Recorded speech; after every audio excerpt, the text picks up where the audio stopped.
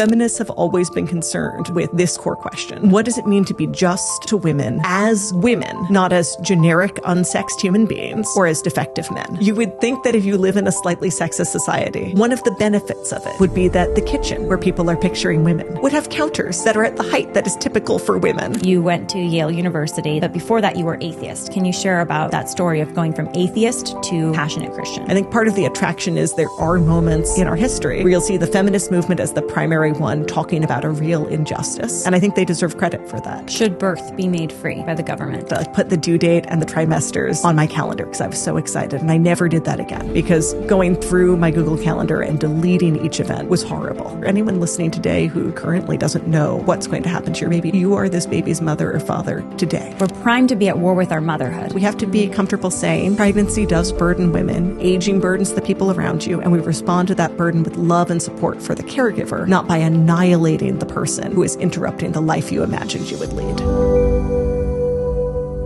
Leah Sargeant, welcome to the podcast. Thanks for having me on. You recently have a book out called The Dignity of Dependence, and you call it in the subtitle a feminist manifesto. I do. So I think the title has every word that is not a definite or indefinite article is a word that someone warned me against putting in the book along the way. Dignity, dependence, feminist. I think manifesto people were more willing to grant because they knew it was truth in advertising. There are already people listening right now who are a little bit triggered by the word feminist. You are a Catholic mother of 3. Mm-hmm. You are a wife. You are a convert to Catholicism. You're very passionate about your faith. And yet you very publicly identify with the word feminist. You know, I think part of it is just telling the truth for me. I don't feel urgently that everyone needs to identify or not, but it was the feminism of my second wave mother that helped me connect to kind of core truths about men and women that helped lead me here. Even though I think my mother would disagree about some of the places I've extended them. I think from the beginning, feminists have always been concerned with this core question. What does it mean to be just to women as women, not as generic, unsexed human beings or as defective men? And I think the feminist movement has always been kind of a rowdy scrum and has produced wrong answers to that question. But that animating question, what does it mean to be just to women as women, is what animates my book. And I think the more that even contemporary feminists kind of lean into that question, the more hopefully they'll wind up where I am with a feminism that can honor the dignity of women without building that on a foundation of contempt for the unborn. Now, there's an underlying question with that. There's an underlying, I should say, premise with that question of what does it mean to be just to women? That A, it's possible to be just to men and not just to women. And that B, perhaps we are being just to men, but we're perhaps not being as just to women. Would you agree? I would say that where we are today is that we've made a lot of progress on justice to women. And what holds us back in some circumstances is thinking that in order to make the case for women's equal dignity, men and women have to be or should be interchangeable.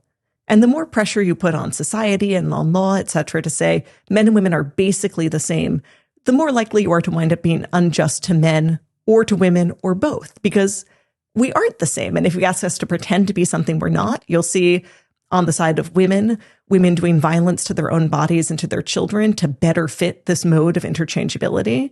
And I think one of the most stark places where you see men being shortchanged by this is when men are asked to fit a mold that suits them more poorly, that women can adapt to better. And I think schooling is a big example of this. All young kids need recess, my girls as well as my boys. But boys suffer more when we build a structure of education that women can fit into, even though it's not great for them, but just doesn't work for a lot of young men. I mean, I've heard that people say that a lot, that school is more designed today for in elementary school anyways, for girls than for boys, and diagnose boys with ADD or other mental issues or behavioral issues because they're just acting like little boys. Yeah, I think you want to make sure that you build your society around a respect for people as they actually are, as God has made them. And if you design a school that doesn't work for a large number of young boys, that's not a problem with the boys, that's a problem with the school. If you design a system of paid parental leave that doesn't work for women, that's not a problem with women. That's a problem with the system you've built that isn't responsive to the truth of the gift of our bodies. So there's so many questions to get into to explore this question of Christian feminism, because you're a Christian, and what that looks like. And I mean, there's the question, of course, is that even a label that we should be using? And then explore what does that mean actually in politics and society. Before we get there, though, I think your conversion story is amazing. You went to Yale University. That's where you got your degree. And then you had this amazing experience of encountering the faith. But before that, you were atheist. Can you share about that story of going from atheist to passionate Christian? Well, so I grew up in a non-religious house in a fairly non-religious school district. And I think people can kind of underestimate how much I didn't really know any Christians before college. You're like, oh, well, maybe a little.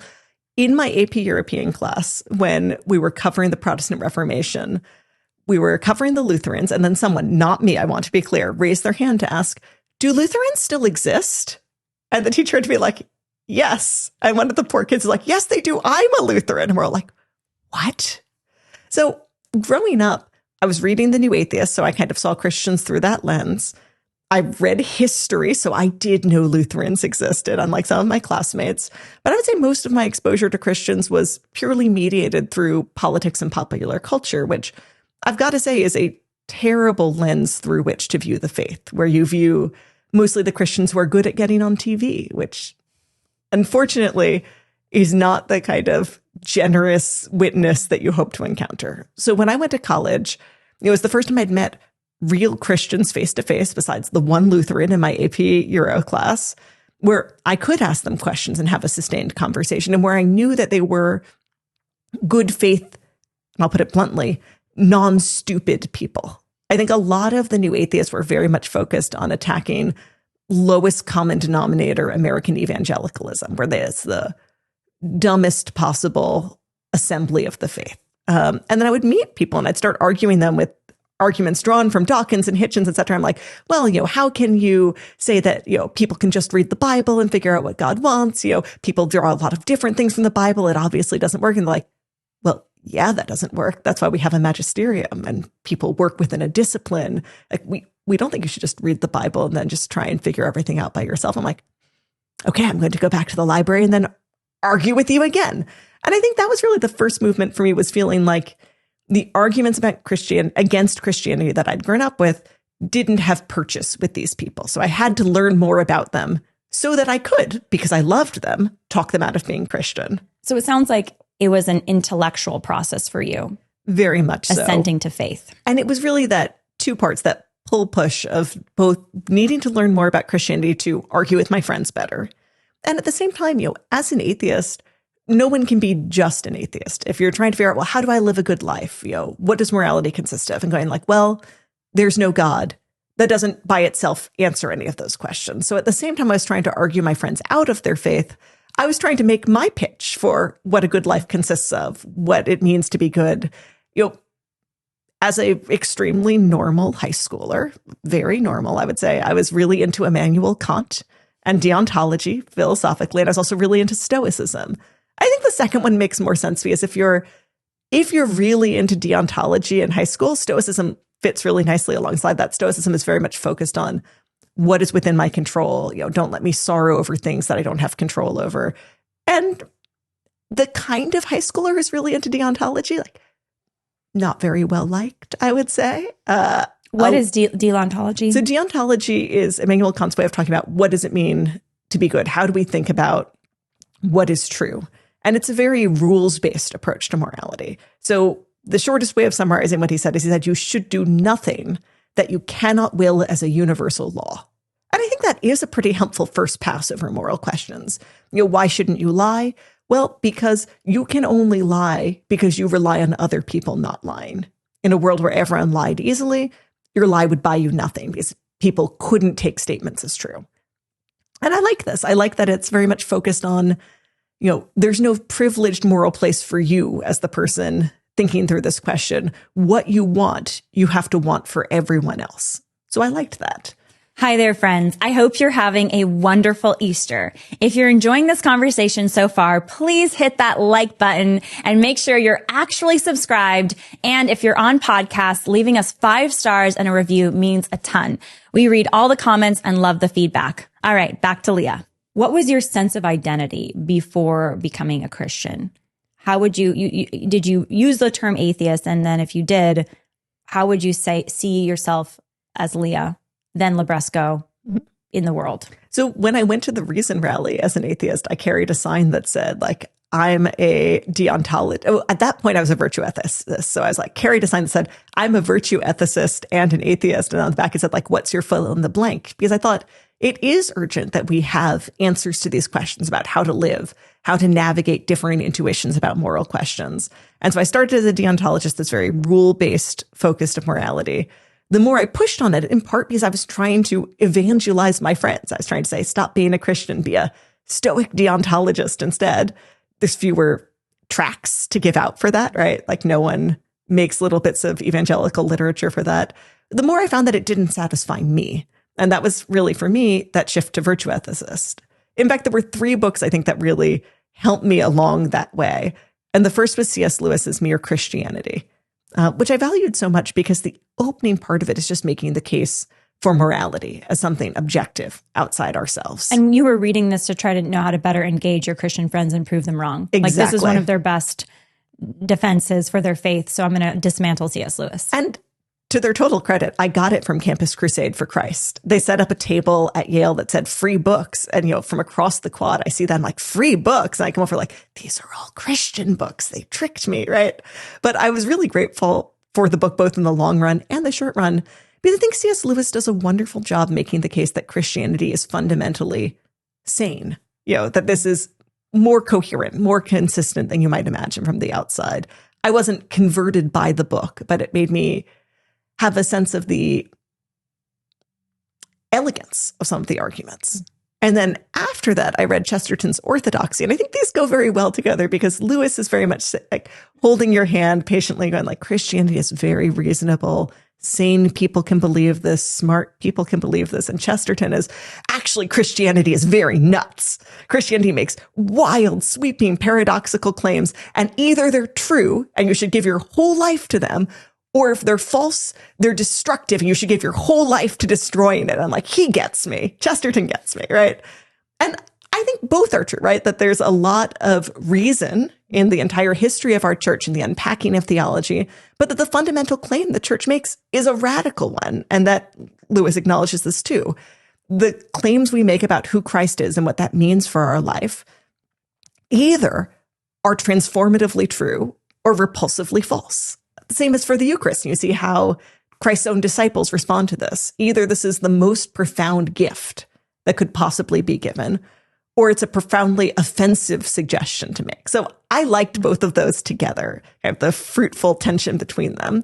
And then the last book that meant a lot to me was After Virtue by Alasdair McIntyre. And that's what kind of, for me, pushed that shift from deontologist to virtue ethicist, where you're looking at what am I directed for? What's in accordance with my nature? When I act, I don't just think, can I will this as a universal law, but what does it makes me most myself? What does a just man do in this circumstance? And here's the analogy I would draw. When I was a deontologist Stoic, I was just very interested in how can I do the hardest thing possible? I thought the most morally admirable person was someone who's like a person all bundled up walking into a storm. Everything is pushing against you. You can feel your strength by the resistance you encounter. And virtue ethics, I would say, views the moral life as more the way a ballerina walks across a room, not when she's dancing, right?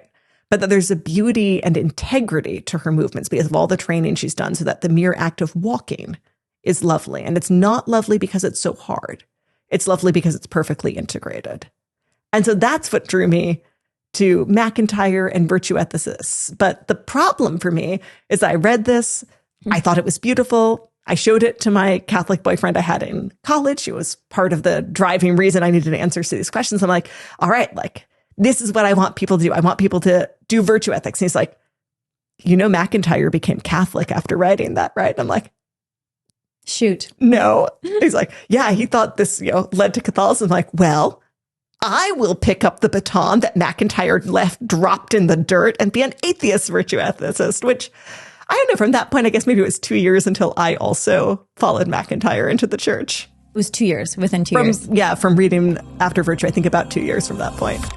Every month, our family relies on Good Ranchers for delicious American-raised beef, poultry, pork, and seafood that is pre-trimmed and sealed and shows up right on our door, ready to store in the freezer or to start cooking. And now Good Ranchers is offering custom boxes. You can build your very own delivery box with your family favorites. For our family, that's their premium center-cut New York strips, the chicken breasts. They're very flavorful, juicy, and tender, always better than what I can get at the grocery store. And of course, Good Ranchers seed oil-free chicken nuggets. If you subscribe today at goodranchers.com, you'll get free meat for life, plus $25 off your first order with the code Lila. Choose American meat and enjoy the convenience and reliability of goodranchers.com delivered right to your door. Code Lila for $25 off your order. That's goodranchers.com, American meat delivered. Whether you like it or not, your current healthcare dollars are likely supporting procedures that you and I don't agree with, from abortion to gender reassignments and more.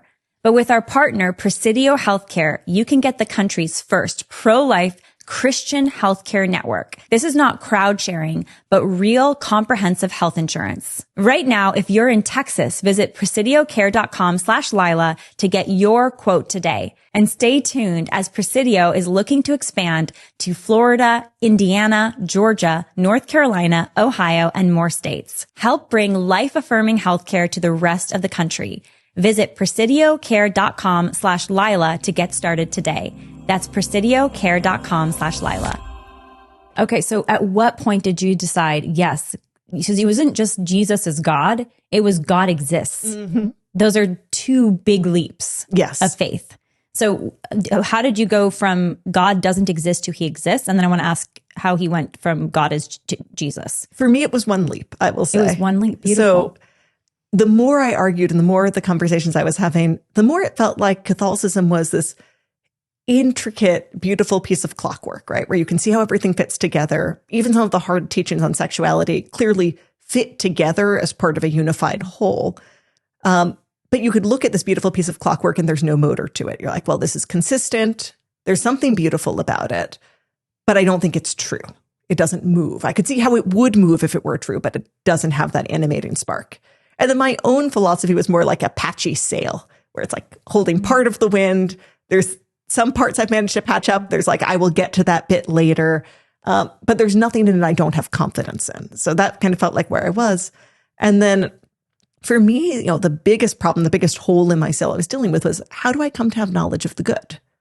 That's kind of always been a premise in how I live and how I think. And I think it is for most people that somehow we have knowledge of what's right and wrong in the same way that I have knowledge of the physical world. But what's the mechanism by which I receive this knowledge? And I kept pushing on it, not very satisfied with any of the answers. And then I was back at college after I'd graduated for a debate, which wasn't a debate about religion. And I just felt like if you'd come into the room and you were from Mars, so you didn't know anything about us, you didn't know anything about human religion, and you were just trying to clump people together based on how they were arguing, it was obvious that I would be in the Catholic clump of people, even though they might be on different sides of the particular question, which I think was about whether you should nationalize the curriculum, which is a prudential question. So you could be on either side as a Catholic. But something about how we were arguing, what the human person was uniting all of us in this cluster. It's like, that's weird. That's a little distracting. I'm in the middle of a debate right now, so I'm going to focus up. And then afterwards, you know, like many college students, we had a variety of traditions surrounding alcohol. And one of them was after a big alumni debate, a series of toasts would be given with an enormous toasting cup that traveled around the room. And you could give toasts that attacked someone else for their speech as long as you did it wittily. You could give a toast where you called for a song. There's a lot of latitude. And as the cup is going around, I had this impulse that I couldn't understand, where it's like, I should toast the Nicene Creed and become a Christian. What? And well, that's how I felt, right? Like that. And this is after your debate. After the debate, which was not, I was back as an alumna. I'm like, okay, well, wait, but that's very stupid. Like, one, I don't know the whole Nicene Creed by heart. So like, how could I do that? Two, that's not how you become a Christian. I know that's not how you become a Christian. You know, you talk to a priest, you're baptized, like, so that's not what. And three, I don't believe in God. And in retrospect, three really should be one. I don't know why I'm worried about these other things first. So it's very distracting. I gave a bad toast. You did do the toast? No, not that toast. Okay. I gave like some other toast. But you had this impulse to toast. And Not then only the Christian creed, but to say I agree with it. Yes. And so the worst part is I came back for another debate 3 months later and the whole thing happened again. And so I didn't even go to toasting because I had the same feeling of like what side I was on in the debate. And so I didn't go to toasting. So I'm like, I don't want to go to toasting and just try and become a Christian again. That doesn't make any sense. So I grabbed a friend of mine who's now an Anglican priest and who I knew wanted to be a priest. I'm like, if you want to be a priest, this is what you're signed up for. So I grabbed him. We both skipped toasting. I'm like, Ben, here are my problems. And I kind of laid them out. And the fundamental problem I was stuck on was still, how do I come to have knowledge of the good? I have my eyes to have sense of the visual world. I have my hands to have sense of the physicality of it. But what is it in me that responds to what's true? Did you not believe in a soul? Well, not really. So I was a math person, is what I would say. And mathematicians are seldom strict materialists. You couldn't empirically... I was like test the soul, quasi-Platonist is what I would say, where in mathematics, and this was kind of what I was saying to Ben, like, it's normal to think that there are things outside us that are transcendent that we talk and reason about, something that we uncover the way an archaeologist does, something we can't build and just assert to be true. And this is how all of math functions. Mathematicians are never inventing. They're discovering, to the extent they're inventing a scaffolding to get themselves to the next true thing. But it's true before anyone resolves whether the Riemann hypothesis is true or false. Whether it's true or false is already set right now, even though no proof in either direction has yet been found.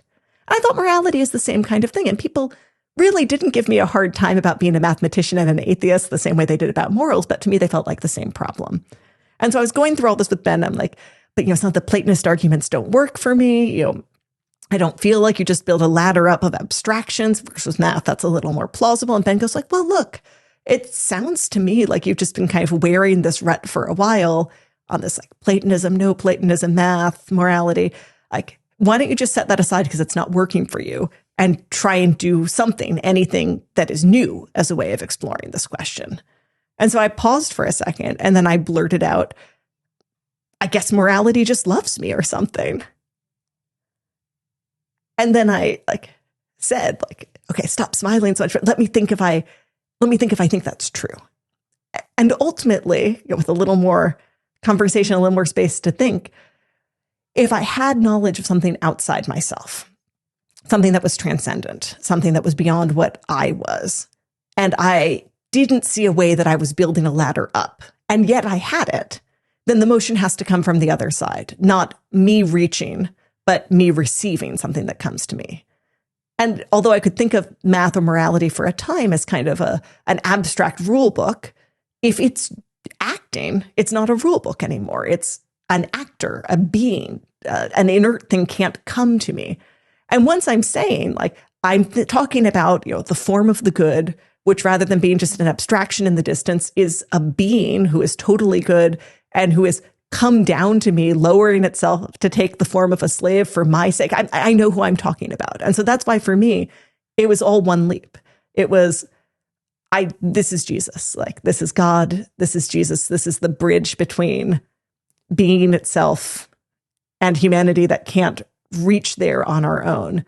And that whole clockwork mechanism, right, that felt complete but not alive came to life for me. And at that point, it was maybe 2 or 3 in the morning, and it was that hinge between Saturday and Palm Sunday. That's when you had the realization that morality is a person. Yes. And it's Jesus who loves me. That's right. When you blurted that out, morality loves me, did you immediately have a sense that what you were really saying is Jesus loves me?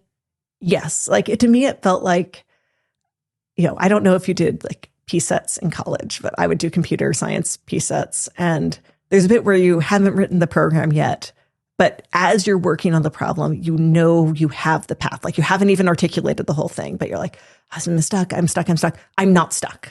And that comes before you're like, and I'll write it this way.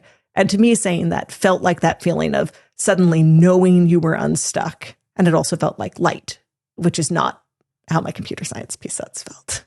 How did you feel when you realized for the first time that God was real and that God loved you? It was a little overwhelming and sublime. I would say it's the kind of beauty that comes with awe and a sense of smallness, but you're not thinking about your own smallness because you're looking at this large thing, but you are aware of it. And for me, the big challenge was making the shift between I've been thinking about God for a long time. I've been reasoning about God, arguing about God. And now I need to learn to live in relationship with him, to think with God, not about God. And so, becoming a Christian is straightforward in the sense of I had to call up a priest, I had to get into RCIA, I had to be baptized. But living as a Christian for me was that big step of, I know intellectually God loves me. Like, how do I live in this love with him?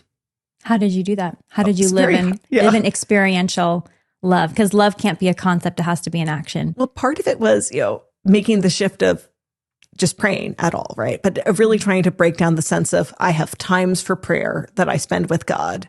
And then I have my life, which is its own other thing. And like, how do I make sure it feels like my whole life is prayer? How does it feel like, I tried to think about, at that time I was taking the metro into my job, I want to do morning office on my metro ride in and evening office on my metro ride out, but I don't want to think about this as I do prayer, then I do work, then I do prayer, but almost that these are a set of parentheses, that the whole of my workday is folded into this prayer and it's contained in it. The prayer just is never interrupted, that my job has to be part of this bridge between these two moments of explicit prayer that's still spent dwelling with God.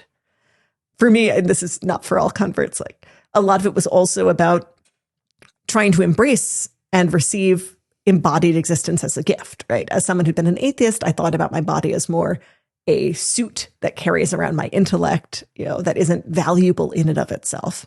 And so I did more cooking, and cooking that I thought was like intrinsically gross.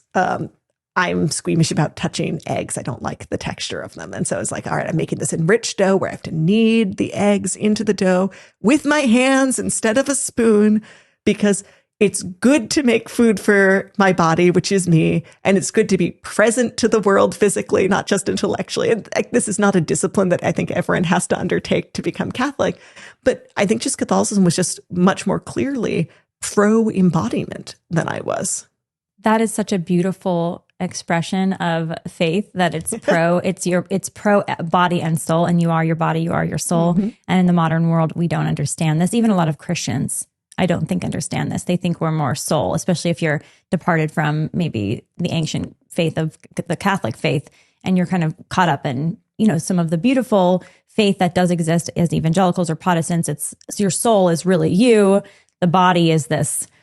Well, and I think it's easier to notice the places where the body becomes a cross, and to think about, I'm just struggling with the body. And I think it's important to note the distinctions even made in the Bible between struggling with flesh in the sense of the inducement to sin, the weakness of the flesh, versus that the body is still a gift. It's a site of struggle, but God is calling us to rise in our resurrected bodies. He's not calling us to slough them off. He's calling us to restore the relationship we're meant to have with our embodied nature, to heal it, to participate in the salvation he's offering through Christ's body. And so I think people kind of get most easily like, oh, well, the body is a place of battle, a place of struggle. And it is that, but it's still a gift. And even those moments of struggle and battle are meant as medicine to heal our relationship with our body, not as a way to set aside or transcend our relationship with our body. And this belief you're describing about the body, about its really holiness, is the foundation even of your book, Dignity of Dependence, and really any work that's going to be done to elevate the status of weaker bodies, ultimately, yes, including children. But you have to believe something special about the body, and it's not just a burden, like you're saying. And I think this comes out so strongly in the abortion debate overall, where it is the baby's body that's used as the evidence against him or her in the womb. The baby can't possibly be a person because they are so small. They need someone else so much. They're so fragile. I say in the book, implicitly the argument is, could we do this to someone unless they deserved it, right? Would it be possible to use a vacuum cannula to rip apart a baby's body, except that they themselves are so weak and so fragile that it's possible, and you can't do it to an adult? And what I think comes out of this isn't just dangerous in a very obvious and explicit way for babies. It's dangerous for all of us, because it really suggests that for all of us, our claim to being full human persons, our claim to being the kind of person that the law says it's not licit to employ violence against, well, that's always a fragile claim for everyone. It's extremely fragile for a baby, but we see increasingly at an older age that this claim of being a person gets more and more fragile, more and more attenuated. More and more governments are legalizing euthanasia on the grounds of, well, if you weren't so frail, like obviously this wouldn't be right to do to you. But since you're already on the path to dying, since you're unwell, since you're in pain, then you must be something different than a full human person. And I think what's, important to remember, and again, part of what I think is at the core of any kind of feminist pro-life argument is no woman can endure this definition of being a human being. Leave aside the baby completely for a moment. No woman can live a full and flourishing life in a culture that says only autonomous persons are persons. Because even if you only had planned pregnancies, babies you totally embrace, you will become weaker in your pregnancy. Your life will change. And in the view of this kind of autonomous ideal, you become less and less human as you need more from other people.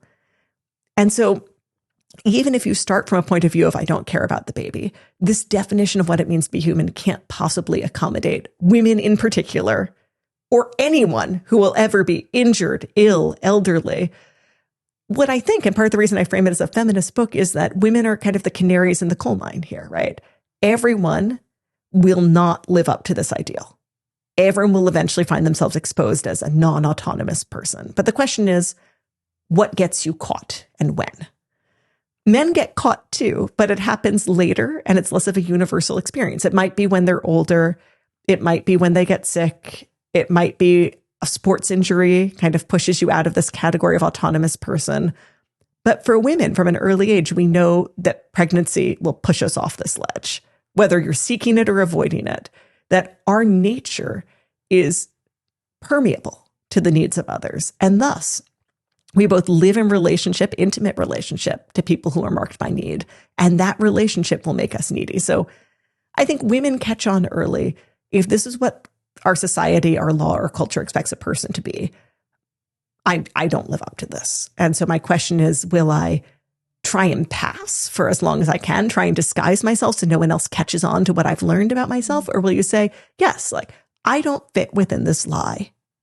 Nobody does. Not a baby, not a senior citizen, not someone with a disability, not a man either. But it's obvious I can't live inside this lie. And that's my gift, that I can't go along with this pressure and I have to tell the truth. Tell the truth about the dignity of dependence. Exactly. That's what people are. That autonomy is something you might enjoy, the autonomy of good health, of prosperity for maybe, 30 to 40% of your life max. After you're born, you're not autonomous. There's no difference between a baby pre-delivery and post-delivery in themselves. The difference is now the baby's radical need, their abject dependence, can be met by someone other than their mother. That's a change in the people around them. That's not a change in the baby.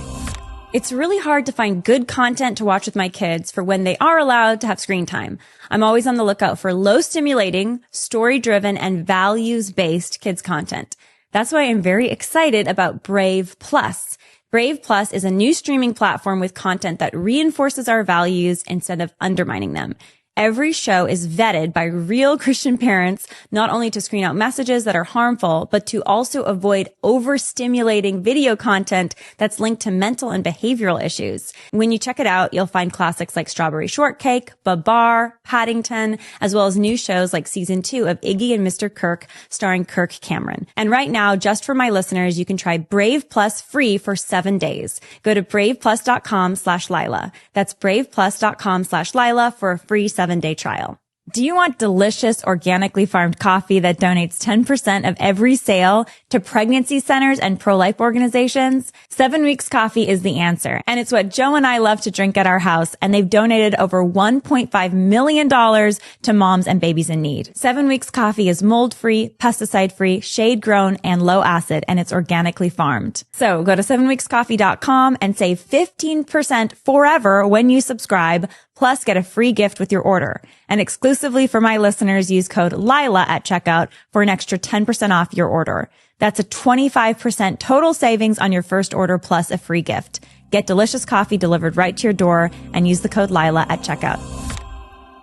So I want to explore your book more in a moment. I also want to explore feminism more. Before that, though, you, like you said, within 2 years, you became of reading orthodoxy, Chesterton, McIntyre, and Lewis. You are Catholic. That's right. You end up getting married. You have children. Yep. What was the experience like getting married and having kids, being now a Catholic? Well, it was very exciting getting married. And I think because I come from a debate background, I get to do something nosy with my debate friends only, but that I think most people don't get to do, which is when my friends get engaged. And if they're not Catholic, I ask them like, I'm so excited. Congratulations. And what do you think happens when you get married? Because I want to know the answer. And in our culture, it's not obvious what the answer is. And I get a big range of responses, right? I get nothing happens. This is a tax thing or a thing for our parents. I get, this is our pledge that we want to build a life together for as long as it's good for both of us. But of course, it's very important because we love each other that we'd be willing to separate if it weren't good for both of us, like from the beginning. I get kind of the poetical, like, I think nothing will happen on the day we get married, but it's a formal recognition of something that happened gradually, like a pile of sand becoming a heap. When did it happen? You only recognize it retroactively, which I think is actually one of the most common understandings of what marriage is nowadays, especially with people living as though they were married before marriage, that it's kind of the recognition of something that's already happening. But for me as a Catholic, being married is a sacrament. So not only do I get to make a family with this man I love, with whom I want to have kids, but we are building something that will not hinge on our strength alone. That marriage has a continual infusion of grace, that God, by welcoming us into marriage, by accepting our vows, lends us his strength and makes each of us, God willing, a preferred channel of grace for the other to help each other onto heaven. And so that's incredible, right? That's a gift that we can't receive from ourselves, right? And a sustaining force throughout our marriage.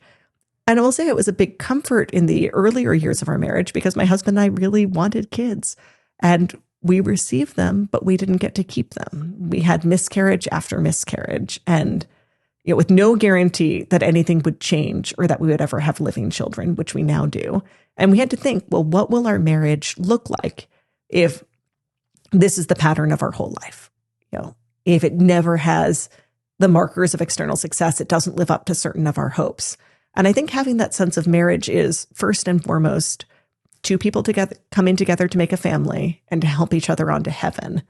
Meant we never lost sight of what it meant to be married, even when we weren't sure we would get to be mother and father to living children.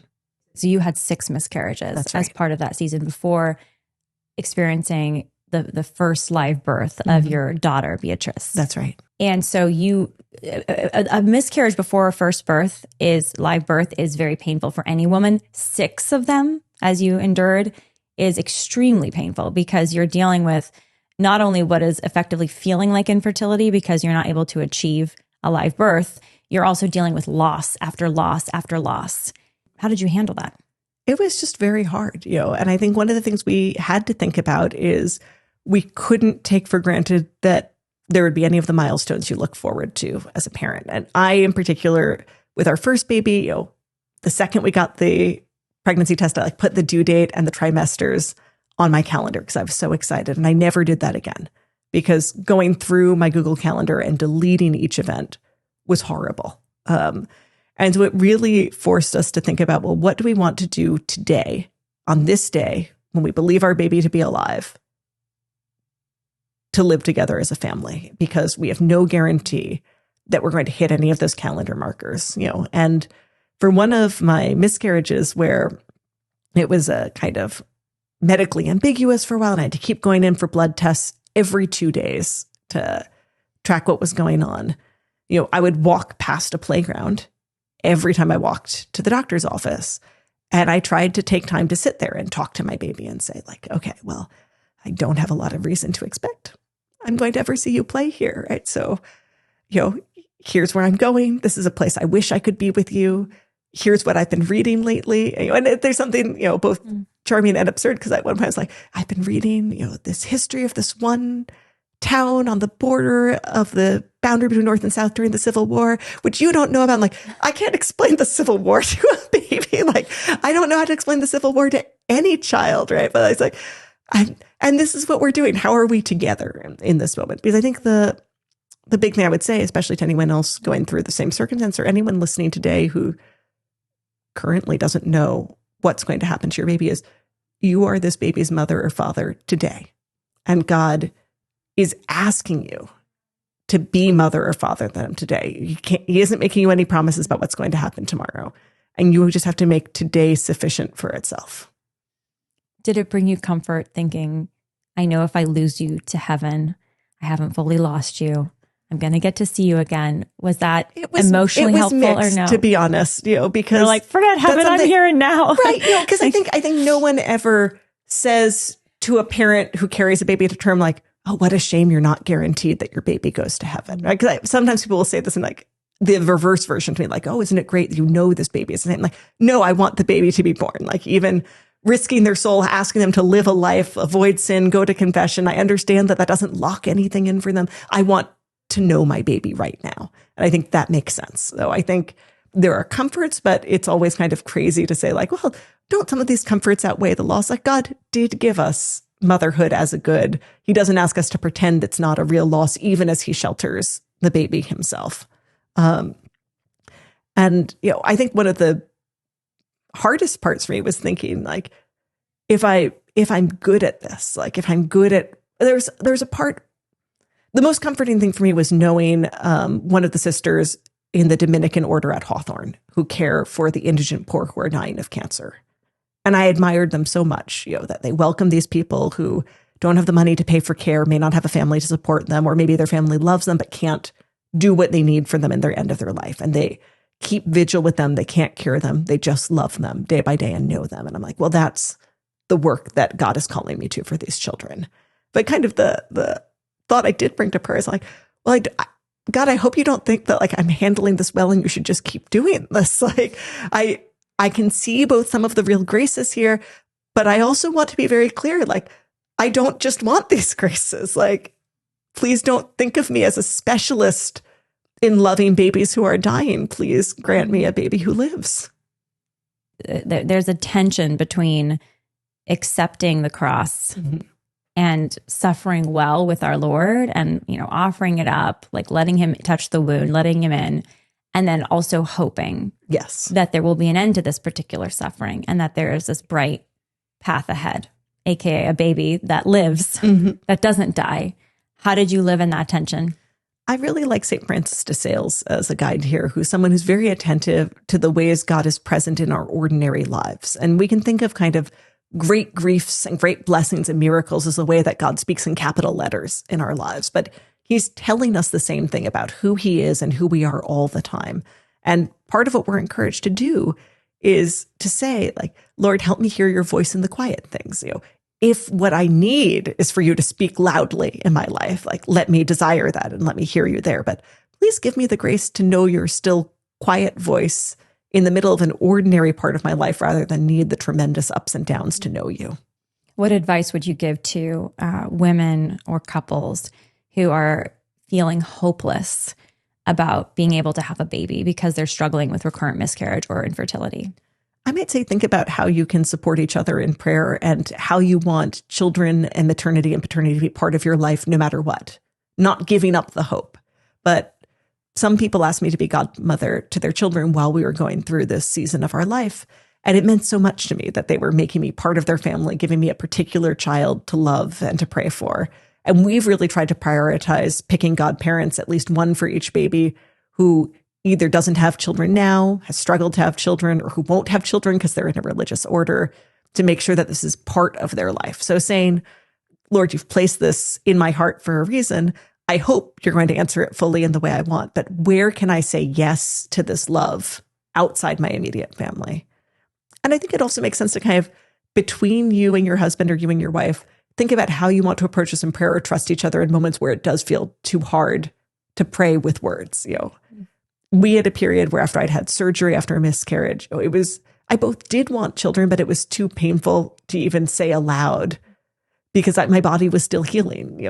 When should I resume praying for this? When not? And so I asked my husband, will you just pray silently every night for us? Because I do want this to be prayed, but I can't say it out loud right now. And I can't even hear you say it, but I can trust you to pray for our whole family as head of our family, but I need you to do it silently. And then after a period of time, we'll be able to say, like, I want us to pray together aloud again. But I think it's just seldom the case in any marriage that both of you are suffering in the exact same way at the exact same time. That's not even about who's suffering more or less. It just mean something is harder for one of you that's easier for the other, and really leaning into that asymmetry as a chance to serve each other.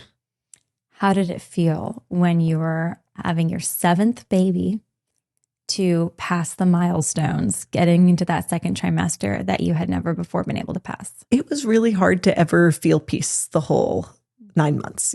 It was good to get to the first time we ever saw one of our baby's heartbeat. And, that was a big gift, and thinking, well, if we've gotten here, that's never happened for us before. But, every time I would go in for an ultrasound, just for the normal checkups, or I was with midwives and they do a Doppler check, they were so kind because they do the Doppler check at the start of the appointment for me. So there's no suspense about, can we hear your baby's heartbeat? No, like, oh, we'll get on the scale, do this other thing first. Like, we know you want to hear your baby. Here she is.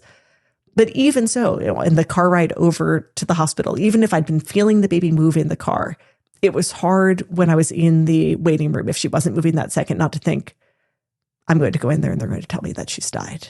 That was easier the second time round. But I would say it's almost like a half-life, where that feeling of, and this is going to be the part where they tell me that my baby has died, has never gone away completely on any pregnancy. It's gotten to be a quieter and quieter voice. I'm sure there's some people wondering this right now, but did you do anything differently or get any kind of treatment to go from 6 back-to-back miscarriages to then having your first baby girl born? So we had a really wonderful NAPRO doctor. And one of the things that was good about her, I will say, is that she never promised us that there would be a root cause or that she could guarantee she could fix anything. And I think that was wonderful to have from the outset. We were working with her for 3 of our miscarriages. So it was not the case that getting a workup, getting help guaranteed anything for us. Did that shift the probability overall? I don't know. But I would say what meant the most to me is that we knew she'd explored everything she could licitly help us with.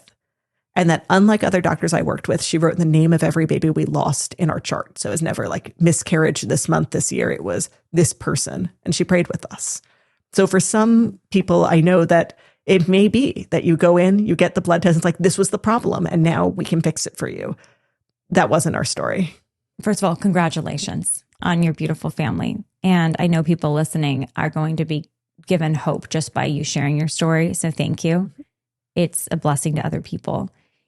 Your book, Dignity of Dependence, gets into a lot of explanations about how so much of the world today is based on male bodies. And this is a typical feminist complaint, that it's all designed around men.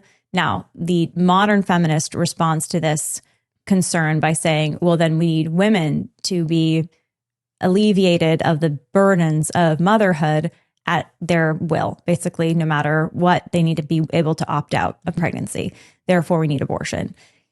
You have obviously a different response to that. Yes. Walk us through where we got to today with this setup where things are more designed for men and why, and then what is the right response? So if you design anything narrowly, you'll exclude a lot of people. And in a lot of cases, the typical person we imagine using a tool, moving through space, might be a male person. And you can see this in kind of small things. Kitchen counters are put at a height that's the most natural work height for men, which I think is kind of the funniest one, because you would think that if you live in a slightly sexist society, one of the benefits of it would be that the kitchen, where people are picturing women, would have counters that are at the height that is typical for women, so that you can roll out dough without having to stand on your tiptoes to apply downward force. That's not how I roll out dough in my house, because my kitchen counter, like a standard kitchen counter, is a little too high for me to work comfortably at. And you'll wind up with a lot of these, when people take, well, what's normal here? It's just not a normal that fits women particularly well, but they can work around it. One of the ways that this shows up where women can't really work around this is the way that cars are designed. And I think very little of this is done with animus towards women, I would say. It's just taking men as more representative than they're capable of being, which isn't fair or a burden that you can put on men. So the way cars are designed, men and women tend to be different in height. And so if you share a car with your husband, I bet you guys have to scoot the seat back and forth, right? Because women being shorter have to get closer to the brakes to use the brakes. And that's fine for the brakes because the brakes are designed so that as long as you're in range of them, they work. But airbags aren't as flexible as the brakes are. The airbag in your cars, we don't think about it too much till you need it, but it's really a small bomb. It has an explosive charge behind it so that it can inflate rapidly and catch you as you move forward, in a car accident before you go through the windshield. But if you're a shorter than average woman and you've cranked your seat pretty far forward to use the brakes in a way your husband doesn't have to do, then when the airbag goes off, you're actually too close to it. You're getting hit by it, not when it's fully inflated and it's there to catch you as a cushion. You're getting hit by it while it's still exploding. So you're getting hit by the small bomb that lives in your car all the time, which is still hitting you with explosive force rather than catching you. And this is a known problem, and it's been a problem for years, and it shows up in accident data. So in minor accidents, women are a lot more likely to walk away with shattered ribs or shattered pelvises than men are because they've been hit by the small bomb that lives in their car that they were too close to.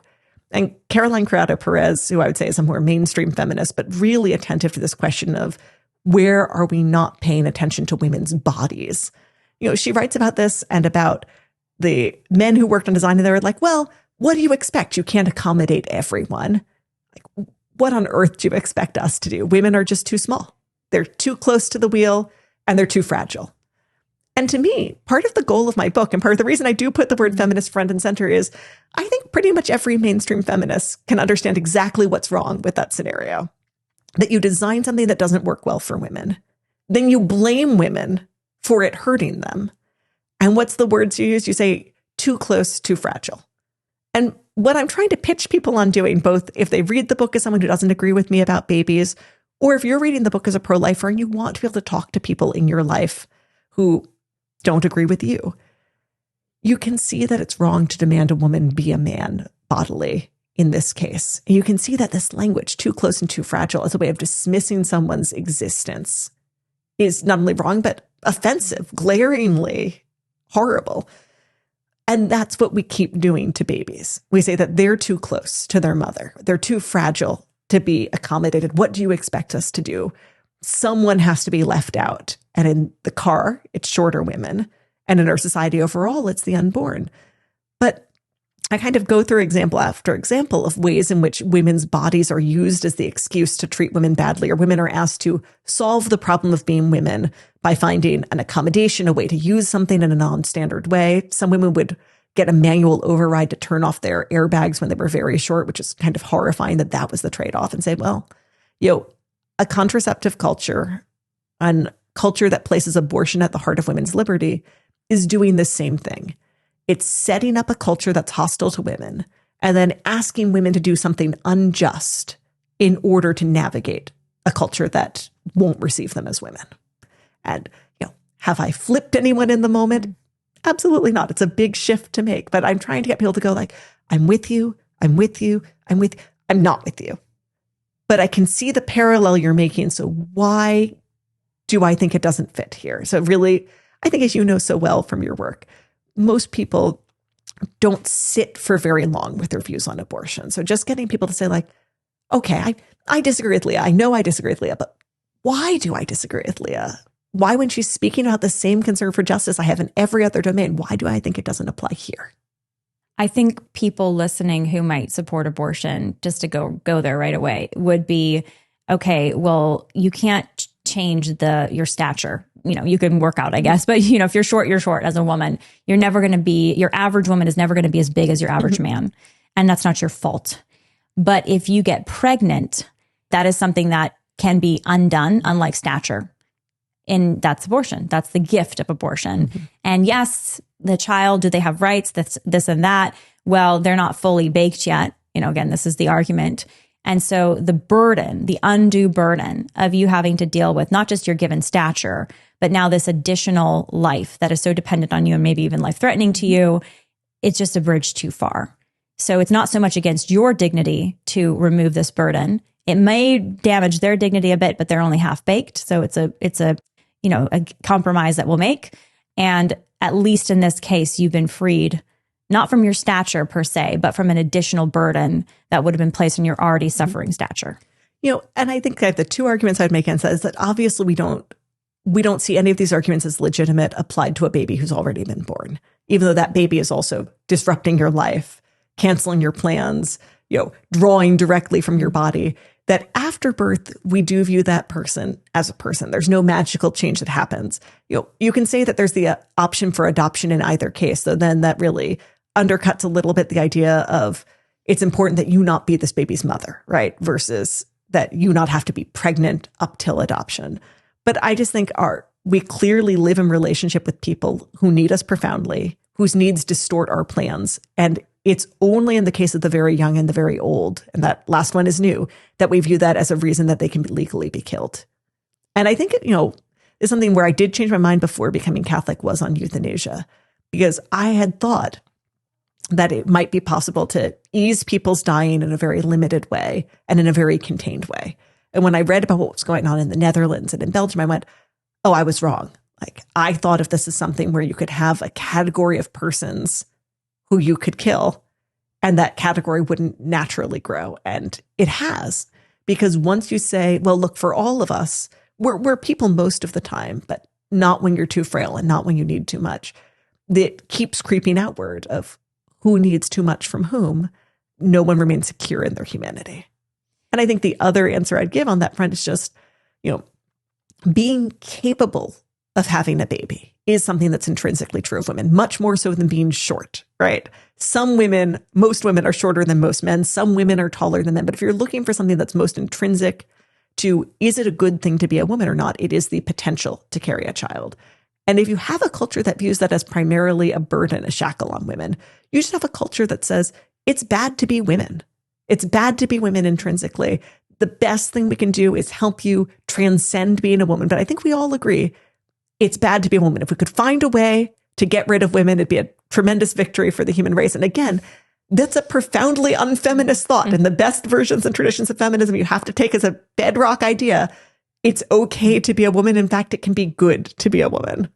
The question that I've run up against, and I've done some of these campus debates. I was at Georgetown debating. Dr. Marianne Franks was her name. There were others. This woman who formerly headed up Catholics for Choice. Interestingly, this was actually at the Yale Political Union, which your stomping grounds. And this would be the refrain, right? Well, a parent is not required by law today in our system for a born child to give that child a kidney. If the child, that was the only match, the child desperately needs a kidney, would die without it. You would not necessarily die without your kidney because you got two, but it would not require you to give the child your kidney.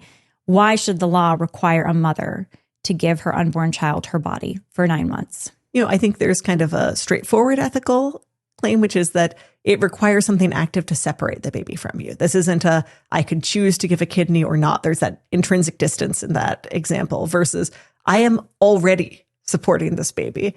And now I'm making the choice about whether to withdraw that support, not whether to affirmatively step into the breach. And in this case, I know no one else can do it. And I think that's kind of a nice, ethical intuition pump. But I think the most intrinsic one is a lot of arguments about abortion kind of start with the assumption of would you ask a mother to do this for a stranger? Would you ask the mother to do this for a violinist, right? Like in the famous example.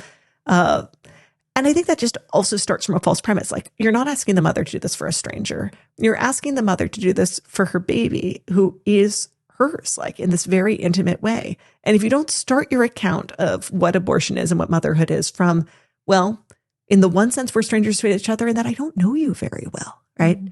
You're growing within me. Your heart is beating alongside mine. But what do you like? What gender are you? I don't know any of these things yet. You're a stranger to me in this sense. But you are mine in this very intense and intimate way. Your cells will be part of my body my whole life. The ones that are floating in my blood cell can grow somewhere else in my body, can heal wounds in my body. So I think some of these just start with a false distance in the question that isn't true of what abortion actually is. I think that's very well said. And I also think that let's just say under this theoretical, this hypothetical that there's this baby or this 2-year-old, that needs the kidney, yada, yada, right? Well, to make it properly match the hypothetical of pregnancy, this would be a situation where every 2-year-old needs their parents' kidney. You know, we all needed our mother's womb. It's not like just some rando baby that had a particularly interesting dependence. We all started life that way. And so the better kind of hypothetical match would be if there was every single 2-year-old at 2 years old needed a kidney from their mother or father. Or they die, Or they die, and the mother and father wouldn't die from the kidney. Typically, they'd be fine. Yeah, we should require, if that's the natural order of things, yes, you do owe your you do owe your child a kidney at 2 years old.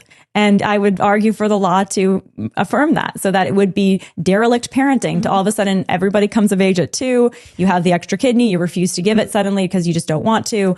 No, you have to give the kidney. I mean, that's how I would also respond to that. And these hypotheticals kind of spiral into absurdity at a certain point. But I think, again, even folks on the pro-choice side would go like, well, you've got to be arguing at least that even if you argue the law should be neutral here, that's itself kind of weird, because we do think of parents sacrificing for the sake of their child as proper to what parenting is. There might be some sacrifices that you're not able to make, but that's really different than is your relationship ordered such that this is what your life looks like as a parent? Often the role of the government isn't just like, well, we're mandating kidney donation for everyone, or in this thing. It's about saying, okay, to build a functioning society, parents have to be free to respond to their duties, free to give of themselves. And then you look at where can we build up other supports for parents? In the kidney example, it is about like, well, how does the parent have paid leave to give a kidney to your child? But you actually don't start that example from like, how do we persuade the parent to give their child a kidney? Most parents would be sleeping outside the doctor's door, like getting an appointment, like, I need you to check and see if my kidney can work for my child. That's what we think it means to be a parent. We're trying to get out of the parent's way much more often than we're trying to compel them.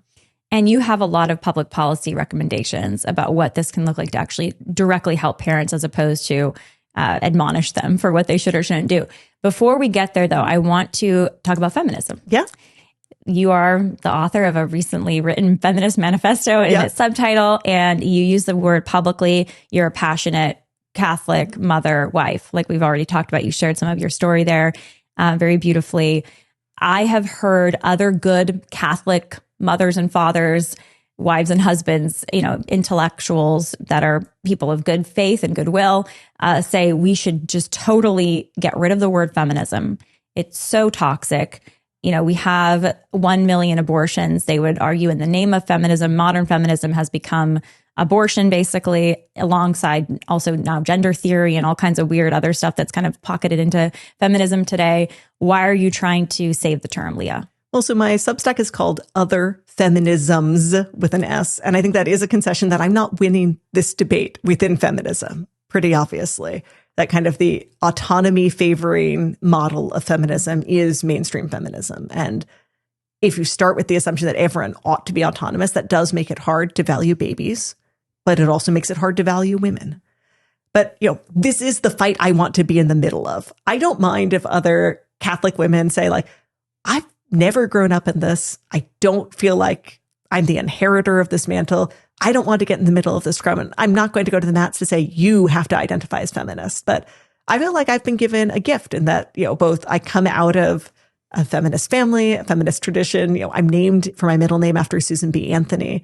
And there's a lot that's of value there mixed in with error. And I don't know, it feels like a family affair to me. I want to be in the middle of it to say, here, and here, I think you're profoundly motivated by a zeal for justice and an attentiveness to the ways that our culture is hostile to pregnant women. And I think you're applying the wrong solution, right? But given who you are, someone who's willing to sacrifice for women, someone who's willing to speak up about this disparate burden, I feel like you are 70% of the way there. And often what's needed is a sense of, could it be possible to be just to women and babies at the same time? And I want to be that bridge. So it's not so much that you're saying everybody should call themselves a feminist.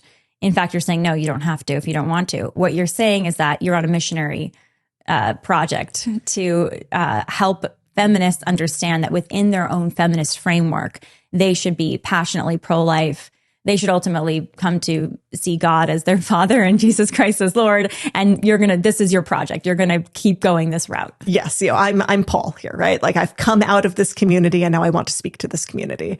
And I think, maybe my most controversial claim here is there are really good seeds to work with. This isn't something that's poisoned from the root. that these are women animated by care for women who have seen what pregnancy means for friends and thinks, well, this is hard. We have a culture that isn't welcoming to babies or to pregnant women. What can I do that's just in this circumstance? And they, I would say, kind of suffer from a lack of hope, right? That could you actually be just to women and baby at the same time? And if you think that's impossible, you try and do the best you can. You're doing triage. And my pitch really is, it is possible to do better. It is right to demand more. And I like the slogan that I often hear from the Rehumanize International folks of just, abortion is oppression redistributed, that you are not shielding yourself. You're displacing something that you're right to recognize as unjust, and you're displacing it onto someone who's more vulnerable than you are. There are those that make the argument, as you just referenced, that feminism has a toxic root, a rotten root, and you can't redeem it.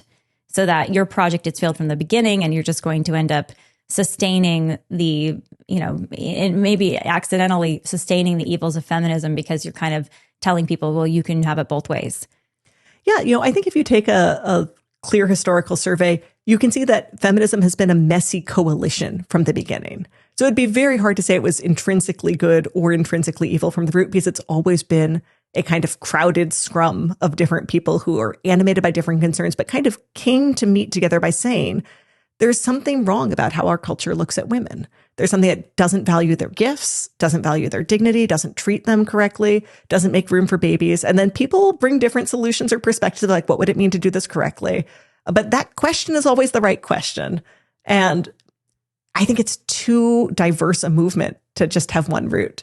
I'll say one thing that stuck out in the more recent, feminist struggles is there's an excellent nonfiction book that came out recently called Without Consent. And it's about the history of laws in America that outlaw marital rape. And this is something that was much more spearheaded by secular feminists than it was by us, unfortunately. I think part of the attraction is there are moments in our history where you'll see the feminist movement as the primary one talking about a real injustice. And I think they deserve credit for that. And the question is, how do we make the case credibly? You will have the protections for where you're right within our movement, but you do have to give up the places where you're wrong. What is the Catholic case against marital rape? And also, can you define what marital rape is? So this is about whether if you have sex with your wife when she says no, is that rape? And in the original test cases, something where I think we would say today incredibly unambiguous. Unfortunately, the first case to go to trial was a woman who said no to her husband. He beat her. She ran to a neighbor's house. She begged them to call the police. He found her. He dragged her back to the house, and he had violent sex with her. Then she immediately afterwards went back to the neighbors, called 911. What year was this? It's in the 1970s. And what was do you have any more context? Were they already, it sounds like the relationship They were married. Absolutely, they had a difficult relationship. Well, yeah, yes. they were married, but the relationship was on the rocks. Yes. Significantly. Yes. And so you would think this is, I think from today's point of view, a pretty unambiguous case that you can't do this to your wife. He was acquitted, unfortunately. In the 70s. Yes. He went on to commit other rapes later in his life. Of his wife or other girlfriends. But part of what came out of this was, what was the alternate answer that was being put forward? Part of it was like, well, there's privacy concerns. The state should never look into what goes on within a marriage. People would say, and I think this is kind of the least Catholic response, well, if a woman's being brutalized within her marriage, she should turn to divorce, but not bring a charge against her husband. And that's actually not our response to that. We're the opposite. Yes, separate you can and maybe separate from even your legal husband. divorce. Yes. There's no such thing as divorce. And then, you could do a legal charge if and you might or might not be eligible for annulment, but you definitely are allowed to physically make yourself safe from anyone who's abusing you, and you're allowed to use the tools of the state to do it. And then you go to a canon lawyer and work out all the other complexities first, but you're always allowed to run from abuse. Yes. But this was a state-by-state fight to criminalize it and to make the case that it could be possible to do something to your wife that was wrong. And I think actually the strongest Catholic case, for there to be criminal charges for marital rape is that the law is a teacher. And, there are two terrible things happening when a man uses force against his wife in a marriage. And the first is that she's being abused. And the second is he's in danger of hell. And part of the role of the law is to protect her physically and to protect him spiritually by forcing him to confront someone who tells him, who's larger than him, which is what the state can be, that this is wrong, that he's not going to be put in a position where he's got the near occasion of sin of hurting his wife anymore, even if we have to jail him to do it, and he has to amend his life. Now, I think there's somebody who may readily quote scripture here and say, well, do not deny each other. You're supposed to obviously submit to each other, and you should not be denying each other in marriage of sex. So if there's a woman who says no to sex, then she's denying her husband. She's actually the one at spiritual risk, moral risk, and he has the right to sex regardless of her feelings. Saying that, men and women should come together, right? And with appropriate pauses for NFP, for healing after birth, et cetera, is very different than saying that if a husband feels like his wife isn't living up to this, that he has the right to beat her or force her. In any marriage, any moment where you feel like one spouse is failing the other in any particular way does not give the other spouse the right to use violence to get what they believe is owed to them. I agree with you, of course. And I think that obviously scripture is about a mutual gift. That's the end game of a marriage. It's mutual gift to in the sacrament to mirror the love of God, which is always persevering in its faithfulness, in its kindness, and its goodness, right? That's what we're called to be as wives and as husbands. So the idea that you are called to be sexually intimate, yes, of course, often, this is a gift in the marriage, but this idea that the other person owes you something and you're to override their concerns, their physical health, their feelings in order to get the thing that you're owed is actually the opposite of love. Yes. And it's honestly very hard to picture, right? Not to picture it happening, but to picture it being fruitful for a marriage. That the goal of husband and wife, again, is to help each other to heaven, to grow in unity together. And the sex is part of that unity. But, for a spouse, husband or wife, like to try and pressure the other person into sex, even though sex can be good for the relationship, the pressure is not. And I think it's also just a personal responsibility question of if you're a woman, if you're a man, you should be open to loving your spouse in every way that you can to make them feel loved. And that needs to include sex. Yes. And so that's the other piece that's missing here, but there's usually a reason. I think this kind of stereotype of there's this arbitrary withholding of sex or of good. Yes, that can happen. There are psychopaths, or there are people that are, doing bad things, right?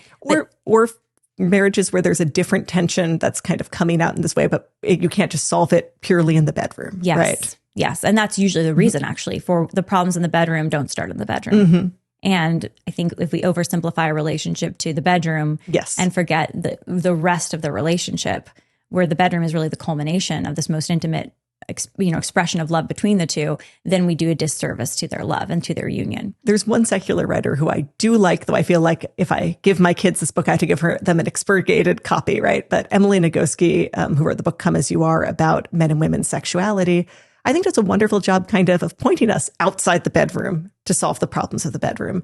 That for women, it's easier to be intimate when you are safe, right? When you feel comfortable, when you've rested. But that, part of how she puts it is like, for men, there's a difference between men and women's desire, and men are much more ready to have sex at any particular moment. And for women, foreplay really starts long before you're upstairs, right? It starts in just time spent together quietly in moments of love shared between the two of you of, genuinely, and this is a mix of both helping a woman by taking things off her plate and then helping the anxiety of does everything have to be done perfect? Like, maybe I'm not sweeping tonight and that's okay, so that I have the time I need. And Nagoski really puts the effort. For women, it's responsive desire, and that, it's not important to just say, well, we'd like to have sex tonight, so we've got to just do the sexiest things possible. But that's actually not what brings men and women together. It's also a matter of releasing the brakes of anxiety, of other troubles, of just time spent in love together is what brings men and women together. Yeah, I think that obviously the modern world has hyper objectified maybe sex, and it's all obsessed with technique, appearances, immediate stimuli or stimulation. And it forgets that actually sex is 100% the body, but it's also the souls coming together. And it really has to be both. Well, I think this is really a lot of it is fully rewarding sexual experience. This is also the influence of pornography, where even if you're not watching it, you live in a culture that's kind of saturated by it. And it really takes sex away from a thing done between two people for each other to a thing two people are doing for the benefit of an absent third, where everything is more visual, more performative. And I think it makes it really hard for men and women to know how to come together. There was a really kind of heartbreaking This American Life episode where they're talking to frat boys, who are trying to talk to each other like, how are you with a woman? And they're reaching for both pornography, but also each other as a source of advice about how to be generically good at sex, which is not actually a skill anyone can have. Sex is relational. And one of the boys is so mad because one of his frat bros told him, like, women like it if you nibble on their ear, and then his girlfriend didn't. He's like, which of them is telling me the truth? She says she doesn't like it. He says that women do like it. What am I supposed to do? And my heart went out to him, right? Because he's trying to be thoughtful, right? He's trying to say, okay, I want to be good at kissing, at sex. Like, how do I learn to do this generically and then do it to a woman? And he actually has to live in relationship with her. You know, the frat bro can't give him advice about what all women want. This is why I think it's so important for there to be a very personalized, really shroud around sex. And this is where modesty actually really does matter. Modesty isn't about some sort of let's follow the moral law and like be all buttoned up. It's actually about loving the person in their uniqueness and their individuality. Because if you approach sex with technique in mind, with like images in mind, you have to achieve a certain approach in sex because this is what the world is somehow telling you. You're having sex for, an outside judging your head and not with your wife. And it's actually kind of insane when you think about it. Yes. But, and this idea that, well, you need to be taught sex or you need to be shown sex or you need to be sexually instructed in order to achieve good sex, I think is a complete and utter lie. You discover sex. I mean, that's the thing. It's a beautiful discovery of sex. Not even, it's more discovery of the other person and their body, their uniquely personal body that is not like any other body in all of human history, right? There are some, principles obviously that are similarities, but how that body responds is not just in that moment, right? But it's in the relationship that is 100% unique. Every marriage is unique. Every relationship is unique. So it's such a dangerous thing to put specific technique or prescriptions on sex because you can actually completely miss the relationship. Absolutely. And the person. Absolutely. And have terrible sex, by the way, but think you're trying to achieve good sex and then get frustrated because it's not working. And that's one of the other things I do appreciate about Nagoski, because she has a big emphasis on the natural asymmetries between men and women. And that I think a lot of the unhappiness comes out of when you picture your husband or wife as you, but with different genitals, right? And that's not the case. So you want to be attentive to who they are and what are both the broad sex-based asymmetries between the two of you and also who they are as an individual. All right. So going back to, thank you. I think that's a very beautifully said and an important topic. And it is popping up more, I think, in discourse as especially people who more identify as conservative or who are Christians try to understand what do we do in the wake of a sexual revolution that's destroyed sexual morality and also good enjoyment, quite frankly. And it's competing on an axis we're never going to win on in a way that degrades us sometimes, where it's like, oh, well, we'll prove we're sex positive. I've got a boudoir shoot in my conservative women's magazine. Like, you're not helping here, right? Like nothing that is purely visual is going to help men and women live in relationship to each other. And you can't prove you're the cool mom by swearing or by having low cut tops. And they're like, well, actually, we're not as buttoned up as you think. We're right? very sexy because we look sexy the way you're sexy. Yeah. Like, you're never going to win on that front. You can't compete on this and you don't want to try and win. With porn is what you're saying. Yes.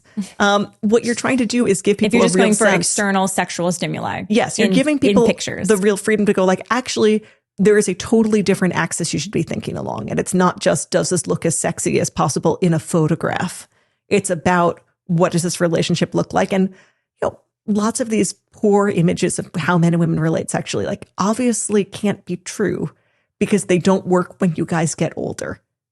Every model of marriage has to be a model of marriage that is true when neither of you is attractive to an outside observer.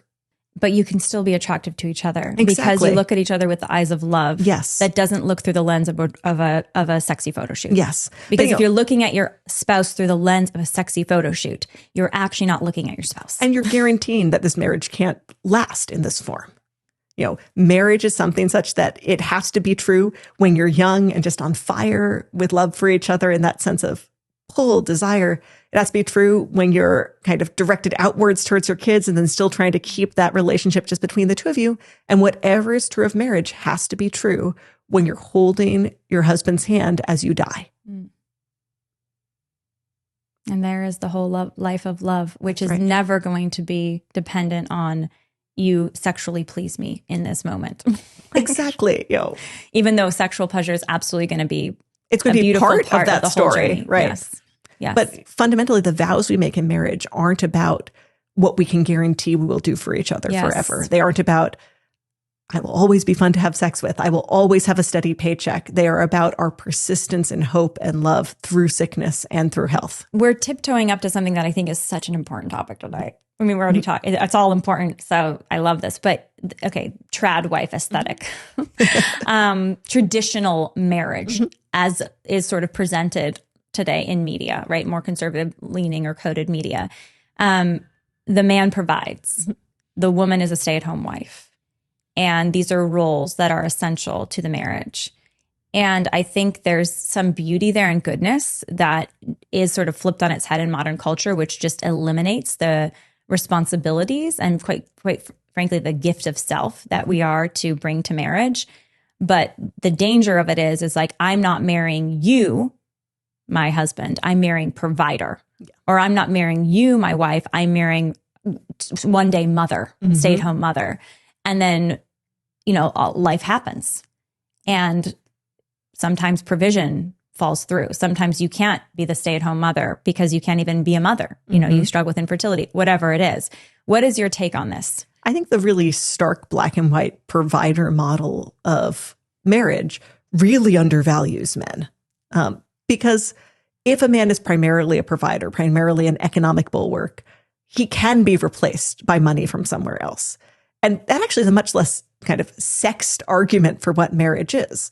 In our marriage, we've had a variety of incomes in different ways, but because my husband is a Catholic high school teacher, which is not a particularly remunerative profession, there have been plenty of times where I out-earn him.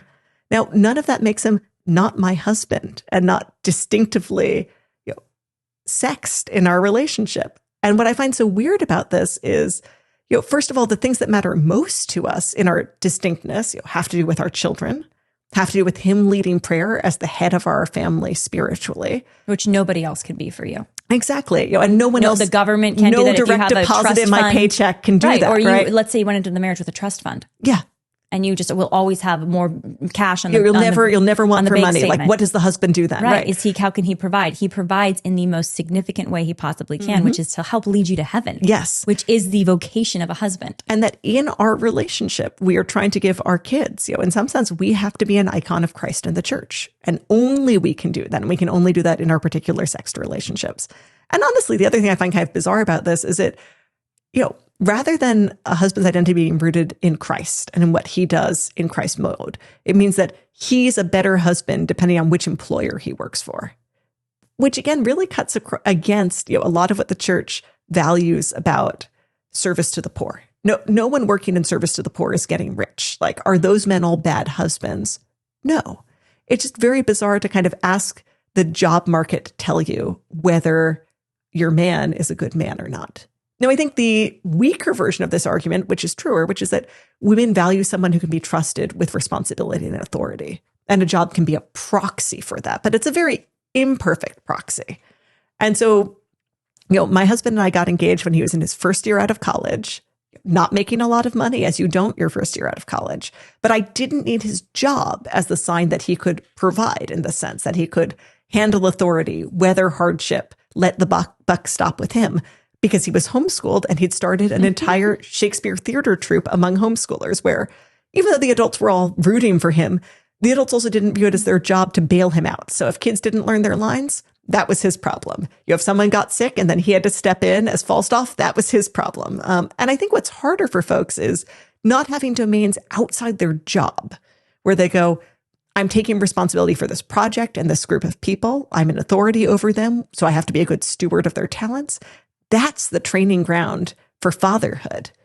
And I think increasingly, kids aren't really given freedom to take on projects that they're allowed to fail at. So then you do just look to the job as the main metric of, are you capable of handling real responsibility?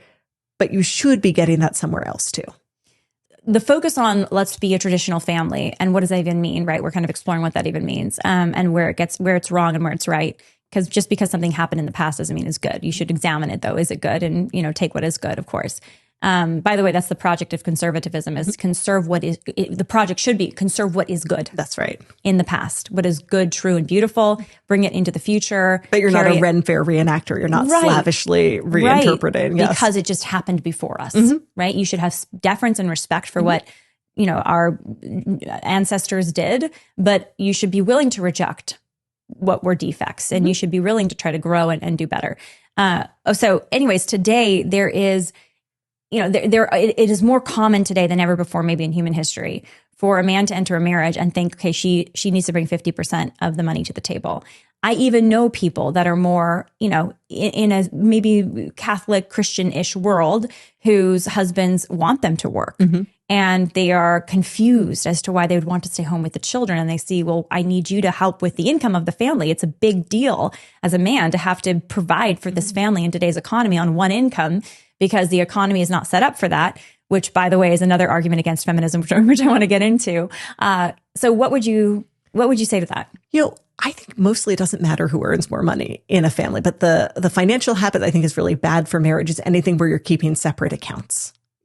When money comes into the family, whether the husband is earning most of it or the wife is earning most of it, it's all the family's money. And whoever is working is able to work because of the support they get at home.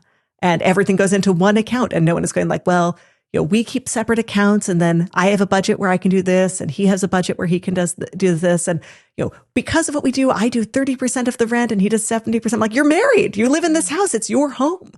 So, again, once money hits our bank account for our family, it doesn't matter who earns it. We spend it as a family. We earn it, whoever is earning more, as a family. We're one economic unit. The word economic comes from oikos, from the household. I think it's that breakdown in the sense of everything that comes in is for the household and supported by the household that's destructive, not the exact balance of earnings in any case. I think what's at play, though, is some women feel that these men that are sort of products of the day and the age, because it's how they were raised, right? That they don't appreciate the work of mothering and the domestic work enough, and they don't understand it enough. And so they want you, like, why can't you be out working? Why can't you bring in money? I'm working really hard and trying to bring in money, and it's not enough, and I need you to do the same. I think that's really hard when a relationship kind of spins around that question. And of course, it is always hard when money is tight in a relationship. But I think the more that you guys are in agreement on the big things, especially kids from the beginning, if you're getting married, you're called to be open to life, which means you're open to an interruption of plans, to a disruption to your budget. And it's very hard to say, well, we're open to kids, but I'm not open to my wife as a mother. You can't hold both those thoughts at the same time. So I think that fundamental feeling of not feeling valued when it's not in economic terms is really corrosive to a marriage. But I also wonder if in those marriages, like, the husband doesn't feel valued as a husband. If he's like, well, I'm earning this and you're earning this, so I'm definitely contributing. Like, well, he's contributing money. Does he feel valued as a father? Like, does he want more time at home, or to think about, like, well, I get home after dinner, and so I don't get the goods of fatherhood with our kids. So I'd really want both of them to have room to feel like they're particularly valued in their maternal and paternal roles. I like what you're saying in that. I think if we veer too far on the side of the man just makes the money, the woman stays at home, then it's also devaluing his role as a father. Absolutely. And the most important thing a man does as a father is to help lead his children to heaven. And it's, economic provision is a part of that, which I think is shared by the woman, in a way that they figure out works best for their unique family. And also that honors her unique role as a mother and his as a father. But it's not, that's not the first thing that God, like, what does God say about fathers? Is the first thing that God says about a man who's a father, how much money are you making for your family? Yeah. Or is the first thing that, now, if he's a completely derelict of his duty, he's like laying around and lazy all day, maybe God the Father would say, hey, I need you to get up and toil, right? Yeah. Or is it, who are you helping your children understand who I am and who God is, and what is their character formation and their journey? There needs to be food on the table, but is some of these sort of economic expectations that you're placing on yourself and your family, are these really from God, your Father in heaven, or are these from the culture and the world? My kids don't see our tax returns, so who earns more money is not a question that occurs to them. When they see us living in relationship as man and woman, I think it comes out very strongly when I'm pregnant or nursing, and then, in a more muted form at other times. But what they see is that for the sake of a baby, my strength turns inward and I'm less able to do other things that aren't the baby, both because I'm tired or I'm sick or I'm sitting down nursing again and again. And therefore I can't go out and scoot with you, and I can't make this dinner that I like making. There are so many I can'ts that come for the sake of this big yes to the brother or sister. But they see kind of the directionality of my strength as a mother and my husband's strength as a father. Mine turns inwards towards the baby, and it makes me weaker in different ways. His cannot turn inward in the same way. His goes out in a more varied way. Well, what can he do for me? Oh, is he taking care of me when I'm sick? Is he picking up extra tasks that he doesn't do when I'm not pregnant or not nursing? But they see these two complementary forms of generosity, one that's very intimate and inward, one that's outward facing. I think that tells them a lot more about how men and women live together in amity than our W-2s.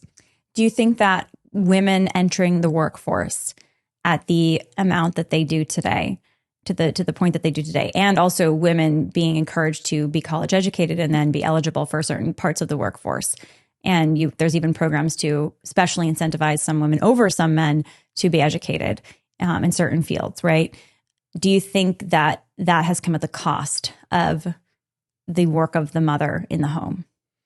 Well, I think when you look at the survey data, a lot of moms of young kids want part-time work. And I think the challenge is not that the availability of work is necessarily crowding that out, but that there aren't enough models of part-time work, flexible work to meet women's real demand for it. And what I think actually is that probably over the next 10 years is going to be a good shift for moms, because after COVID, there's a lot more experimentation with, can this be telework? Can this be remote work? Can this be a 2 days in the office, 3 days out? Can this be part-time? Versus this kind of inertia of, we've always had this job work this way, whether it's a man or a woman, it always works the same way. Why would we make an exception for you? Well, we lived in a state of exception for a whole year. And then everyone went, okay, and actually we've got more flexibility than we think. So I worry a lot less about whether women have the desire to be with their kids. Manifestly, they do. A decent chunk of women want just time at home after a baby. A decent chunk want part-time work, and some want full-time work. But we're not lacking the desire. We're lacking some of the accommodations and flexibility.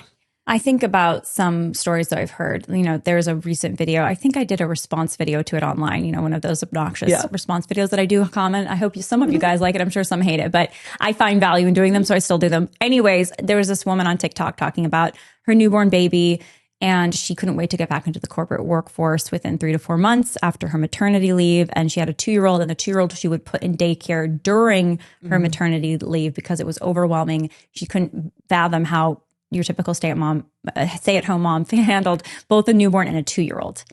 And she finishes the video with some, pronouncement about herself, like, I belong in the corporate world, and you guys, some of you, I guess, belong in the home. And I hear that, and it doesn't sound true to me. Now, I don't know her personally at all. All I'm watching is a video of her on the internet. But that doesn't tell me this is an authentic truth about this woman. My intuition tells me what I know about God's design, that something actually is broken here with how she experiences motherhood, that she feels she has to leave her 4-month-old or her 3-month-old and go spend, 8-9 hours a day in an office. What do you think? I kind of can't put myself inside her head, but it would have been almost impossible for me to do that. So I have 3 kids, and I've had a variety of jobs across the kids, and I've always had at least 3 months fully paid maternity leave for each baby, which is a big blessing in terms of just not thinking about work at all, just being with the baby, focusing on healing in some cases. I had some complicated deliveries along the way, but just me, my baby, my husband for as long as I can get him. And then after that, for each job, I've either, been working from home completely, and don't tell my employers in all cases, but just working alongside my baby in a way that worked out well for me and for what my boss needed of me. With occasional Zooms where I'd have to tilt my camera up a little so you can't see that I'm nursing on the Zoom until a little hand comes up and is grabbing my chin, oh, just who knows what that was, right? But and then for my current job, I work in public policy in DC, and I work on family policy. So I was really happy about how my boss handled it. So I was supposed to go back to work about 6 months after my baby was born in person, as opposed to just remote and only 2 days a week. But I couldn't get my baby to take a bottle. And my boss, not like all bosses, I would say, was like, well, obviously if your baby won't take a bottle, you can't come into the office because your baby won't be okay. So, you're working on that. Let me know how it's going. You'll come back into the office when it works. And after working with the lactation consultant, it maybe took another month and a half, but we sorted everything out. And then I was back at work 2 days a week and nursing when I was at home and pumping when I was at work. I don't like pumping very much. I'd never had to with any of my other kids, but I'm so glad it kept that connection for us. But I'm most glad that my boss was just kind of a fundamentally reality-oriented person who said, well, obviously you can't separate a mother and baby until the baby will be okay. And I can't be part of making you come back to work before it's obvious your baby could spend that time without you. Well, and what you're describing, I think, should be every boss. I mean, and we're going to get into your, specific recommendations for public policy here, and also for what bosses should be doing and everything else. But I think it's the larger question of, the way that people frame it, to be more precise, is the old way better with some little improvements, like the pre-feminist sort of way of how women were treated and seen and behaved versus today and all the insanity you get, along with abortion. And then I also included this example of this woman on TikTok, right? Yeah. There's more of her than we may realize. I mean, I know there are more. There's a lot of women like this. And I think it's because women have been primed because of our modern culture to be kind of at war with their motherhood.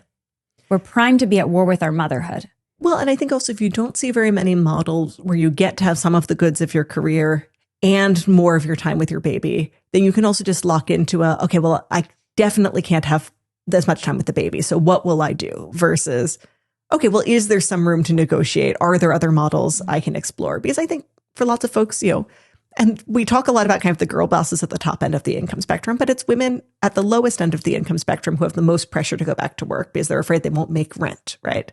Someone who is an executive suite lawyer, could go a couple months without income and not have any disruption to her life, right? But those women face real economic pressures and may have this real sense of tornness of, I wish I could be with my baby, but it's not possible for my family. And that's where I think it's less that I want to spend a lot of time arguing with the TikTok lady and more I want to respond to the women who go, I know what I'd like. It doesn't feel possible for me to have, and try and make it easier for them. So you're saying, let's just meet the real world needs, and that's going to overall improve everything for everyone, largely improve things for more people than criticizing or even exploring, well, how did we get to this place where we have these women who are like this? I'm saying we're not in as bad a spot with regard to desire as we may think, right? There's more desire for babies than there are babies being born. There's more desire for time at home and part-time work than there are people taking them. The average woman wants about half a baby more on average than she has. Obviously, she doesn't literally want half a baby. That's where the averages are. I think we can start some culture war arguments as though, well, these people have completely hardened their hearts and we've got to figure out how to break their hearts and open them again. But statistically, they haven't. They have really mixed feelings and things don't feel possible, or their heart is open to a baby, but they're also afraid of this other thing. And I think we just have to remember there's more to work with on the other side than we may fear. All right. I need to ask you this question because I see it asked all the time and I know you're going to give a great answer to it. I already know what you're going to say, but I want to hear the why behind it. There are people arguing today that we should repeal the 19th Amendment. No. So as a daughter spiritually of Susan B. Anthony, obviously I'm a no on this. But I think what also comes out of these arguments, I've seen them too, is they're not usually rooted in some of the suffragist versus anti-suffragist arguments about how much of a sphere should there be outside of politics. When you push on them, a lot of the folks making this argument online are pretty naked in their contempt for women. And I think if women were the kind of people they imagine, people who couldn't vote, couldn't They're too reason, emotional is the argument. Too emotional. They don't marry one. Gosh, I can't imagine living with someone like the people they're imagining women are. And you wouldn't want her raising your kids. You wouldn't want someone who's too emotional, too irrational. Leave aside voters, the people they're describing can't possibly form your kids for sainthood. And if this is what you think women are, voting is the least of your problems. Your problem is you think these are fundamentally subhuman persons who don't have what's required of them to be saints, let alone citizens. I kind of see this kind of wildly schizophrenic point of view where it's women shouldn't be in the workplace. They're too irrational. They're not truth-seeking. They don't have the capacity to make decisions when the stakes are high. They shouldn't vote. They should be at home running the homeschool co-op. I'm what do you think it takes to run the homeschool co-op? You have to be formed for prudence no matter what your vocation in life is. There's no vocations God is calling us to that don't ask us to be virtuous, don't ask us to be prudent, don't ask us to make hard choices under time pressure. So either you think women can't do that in any domain, and therefore you also really want to minimize your kids' time with them. Or women are who God created us to be, are capable of being the Proverbs 31 woman and are able to apply this prudence and virtue and are called to develop it as a duty, both at the home and in other domains. They might try to attempt to respond to what you're saying with saying something like, well, women are more prone to nurture and empathy and try to, all of us get along, and they can be a little neurotic and emotional, not good at as many decision making. But me as the man, I do that part. They're still really needed to be like the nurturer in the home. I will, I guess, oversee the homeschool curriculum and just check on the homework, so to speak. And then it's all going to work out. No one is called to do either of these things, kind of aggressive, Riley truth-seeking and like soft, nurturing period by it themselves. Like, and you can't raise good kids that way. A mom who is a pure nurturer, who's afraid of conflict, can't get the kids to stop hitting each other, right? When dad is off making all this money. Yes. So again, I just think the virtues are not divided up this starkly. And that's not a Christian point of view. The woman and the man are equally called to virtue. Yes. And this is where I think, the example of the Catholic Church is so helpful in a society that doesn't know how to talk about men and women. Because the example of the saints reveals a range of ways of life. You have St. Joan of Arc, who had martial virtues when that was what God called her to. You have St. Therese of Lisieux, who lived a cloistered private life that in the eyes of the world, by the reckoning of the world, doesn't matter. And yet was a profound saint with something to tell us about what God was saying to her. You have the example of the Martins as a married couple who were saints. Who worked together. And actually he quit his work to join her business. Exactly. And they had a family business together. And what kind of unites all these people is not, well, when I look at all these women saints, does it mean I'm called to lead or to turn inwards towards God or to run a business? Like, you're called to act faithfully in whatever God has put before you. And I think that should be a great relief to men and to women, that we're not all called to a narrow mold. We're all called to the virtues of prudence, of courage, and what those virtues will look like in each of our lives will be distinct based on what God is asking of us. You were saying earlier, talking about the countertops, the airbags. I mean, certainly the fact that women alone get pregnant. Yes. Despite what some people are saying today, women do alone get pregnant. I'm sure there's other examples we can use that effectively women, even in the our modern society today, do have, even with our legal system and many of our customs, a shorter end of the stick than your average man. Now, there's a lot of men and women who would hear that and say, actually, it's flipped now. Women have effectively more rights than men. Abortion is an example, if you call that a right, because the man can't defend or kill their baby, but the woman can. She can choose life or death for the baby. The man has no say in abortion, as just one example, right? And when you look at academia, more women are graduating college than men today. There is now you could really say a push for women to be more successful economically. And this is making more men struggle. And it's not fair, because also now these women want to have children and then they want flexible work time. And then this is increasingly disadvantaging men who have to work even harder to accommodate these women, and on and on and on. What are your thoughts? So on the abortion example, obviously, you know where I am, which is that this isn't a good thing women have won for themselves, but a degradation of women. For school, it's interesting because pretty much all colleges with competitive admissions practice strong affirmative action for men. Men get in with lower scores, men get admitted at higher rates relative to what they're presenting at admission, because schools know that both men and women want roughly equal numbers of men and women at school to have a healthy social environment. And so then they have to do kind of anti-meritocratic admissions to make sure there are enough men on campus. I don't have a problem with the fact that they do this, because I also wouldn't want to go to a campus that was kind of 70-30 girls. I would either go to a women's college or to a mixed campus. Are you saying that women are doing better? There's more women do better in high school, so there's more women to fill seats at elite colleges. So women have better test scores than men. And so women technically should be getting, if you just look at test scores, into college at a higher rate than men, but that men actually have affirmative action. Yes, if you did colleges have affirmative action for men. If you did gender blind score-based admission, you would get wildly more women than men. And there was an essay written by a college admissions officer that was kind of an apology to all the girls she's rejected, who are on paper stronger than some of the boys she's admitted. But she feels stuck between these different goals of a balanced campus, purely meritocratic admissions. Now, I don't have a problem with that as our kind of Band-Aid over this. I think that really should turn us back towards high school and middle school and elementary school and say, it seems like we're not doing right by boys here. I don't think boys are intrinsically worse than girls. But if we have this big disparity, you're asking both what opportunities are open to them and what's making it easier for girls to stay on track and harder for boys. I think at the lower grades, you have more of the trouble of, is this too much desk time, too much lecturing time? And is that harder for boys to tolerate than girls? I think the answer is yes. But I think, you also kind of are hurt as you go up the educational ladder of just, is school kind of framed too much around just like pleasing the teacher versus like taking ownership of different projects? Are there ways to give students more responsibility, to make them feel like they're growing into their own strength, not just passing through these endless checkpoints, which again, I think women on average have an easier time navigating than men, though I don't think it's great for either of them. And I'm not sending my kids to a school where I feel like, oh, well, my girls will do fine because girls tolerate this better. I don't like it for either of them. So that's really where I would start by looking.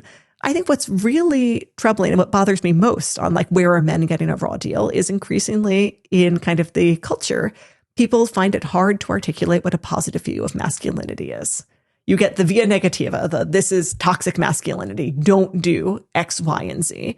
But no one can have a vocation of no. You have to have a positive thing that you're calling people to. I think for men, it's really distinguished by the fact that men, as they grow, are larger, are bigger, are stronger. And the question that's posed to every young man as he starts to, tower over the girls in his class is, well, what is this strength for? Why am I bigger?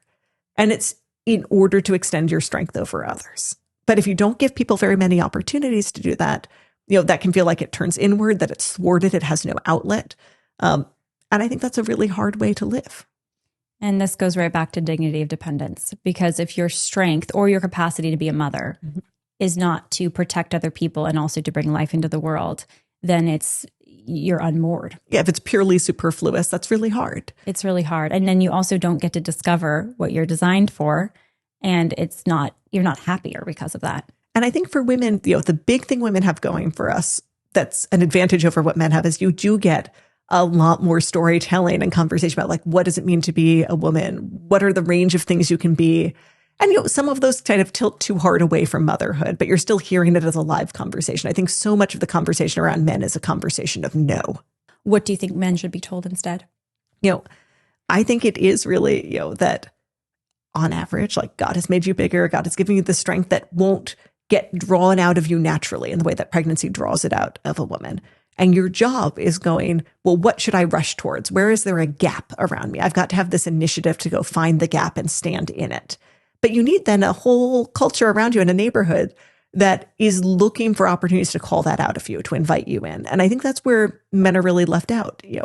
Girls, as they become teenagers, are more often invited to be babysitters in their neighborhood, which is oriented towards their maternity. But we're a much more prosperous society, and that's great in many ways. We have to go like, well, where is that cutting against something we need? It's much more common that you're going to have a gig worker come clear up your lawn, come manage, assembling or hauling away this thing versus like, okay, after every big snow, our parish keeps a list of people who can't shovel out, and then it expects the team boys to do it. And not even for money necessarily, just with wow, you've grown into this period where we can trust you with this. Like Mrs. McGillicuddy can't shovel out. Everyone knows that. This year, like last year you were too small. This year you can do this for her and we're asking you to do it. But I think you could ask, a group of teenage boys, how often do you feel necessary to your community? And I think often people have the expectation, well, I won't have anything to contribute till I'm a grown up, until I earn a salary, right? And that's not true. I think about the old adage, idle hands are the devil's work, or the devil's plaything.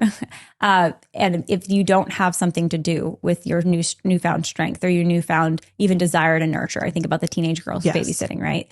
Then you kind of are aloft, and then you also get into a drift, I should say, and then you get into trouble. And this is the problem with a lot of these boys today, that are full of their strength and are not given a direction. And that's why people fall into gangs and drugs and violence.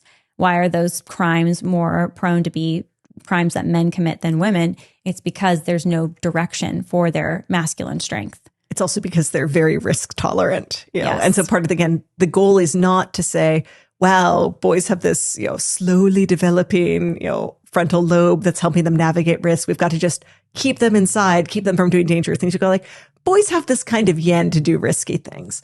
Let's make sure there are good risky things on offer. Sports is part of that, that feeling of pushing your body as far as you can, of leaping as high as you can, et cetera. Like that's part of it. Building things is part of that. Eagle Scouts do a little of this, but our goal is always not to tell men, well, look, you're too much, be less. It's like, okay, you have this impulse, like part of this impulse is from God. You need an appropriate outlet. And it's funny you brought up the example of gangs, because obviously I don't think that's the appropriate outlet. But one of the things that gives young men is like an aged mixed group where you can lead younger boys and younger boys have older boys to look up to. That's obviously not a healthy way of living out that relationship. But I think it's really destructive that in our culture, there's so much tight age segregation of you're just interacting with kids your age. Everyone is your peer, not you are mentoring people younger than you. As you come up, you're looking to people older than you who do have some responsibility for you, who think, okay, well, I could do this, but then, the fourth grader who is my little brother in a buddy program, like will think of doing it too. And I'm kind of tempted, but I don't want it for him. Where are those vertical relationships for men, even when they are younger, not when they're grown-ups, where they follow other young men they admire and they have younger boys who they know are watching them? Another common question that people are asking in the kind of more trad Repeal the 19th sort of space, which I think you do a beautiful job of responding and helping understand it. It's not to condemn anyone or anything. It's just to understand really what are people actually aiming at here and what is the solution, but is the draft. And there's some people who say, well, today the draft is male based in the United States anyways. And that's not fair, because what is the other public policy or law that is female-based that requires women today to do something sometimes extraordinary to the point of giving their life, which is what men are required to do with a draft? It's pregnancy, right? But today we have abortion. So I know, but I think that's you can delete your draft. I mean, that's effectively you can also what move we've done. to Canada. You can dodge the draft. It doesn't take violence to do it. But in both cases, what you see here is that men and women. That's a question. Can you? If you're called for the draft and you're an American citizen, you're a man, can you just move to another country? I mean, they can try and pursue you, right? But in Vietnam, people just made it across the border. I think the point is it's illegal. Yes. And it's not illegal to have an abortion. I'm never going to be out here saying all of our laws are in accordance with morality right now. But it's the abortion law, not the draft law, that's wrong. Right. Both men and women have these distinct ways where they know they may be called to offer their life. Not that they desire to, but that they might be called to make a gift of their life for the sake of protecting someone else. For men, it is the draft. And it is more broadly the sense of draft or no draft, war or no war.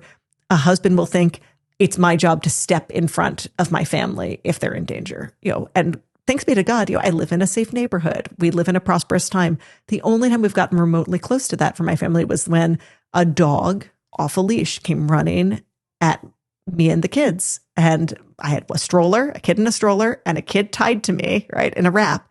And my husband was immediately between us and the dog. Nothing happened. It was a friendly, exuberant dog, but he didn't know that it's running towards him. So he doesn't need a draft to think it's my job to interpose my body between my family and danger.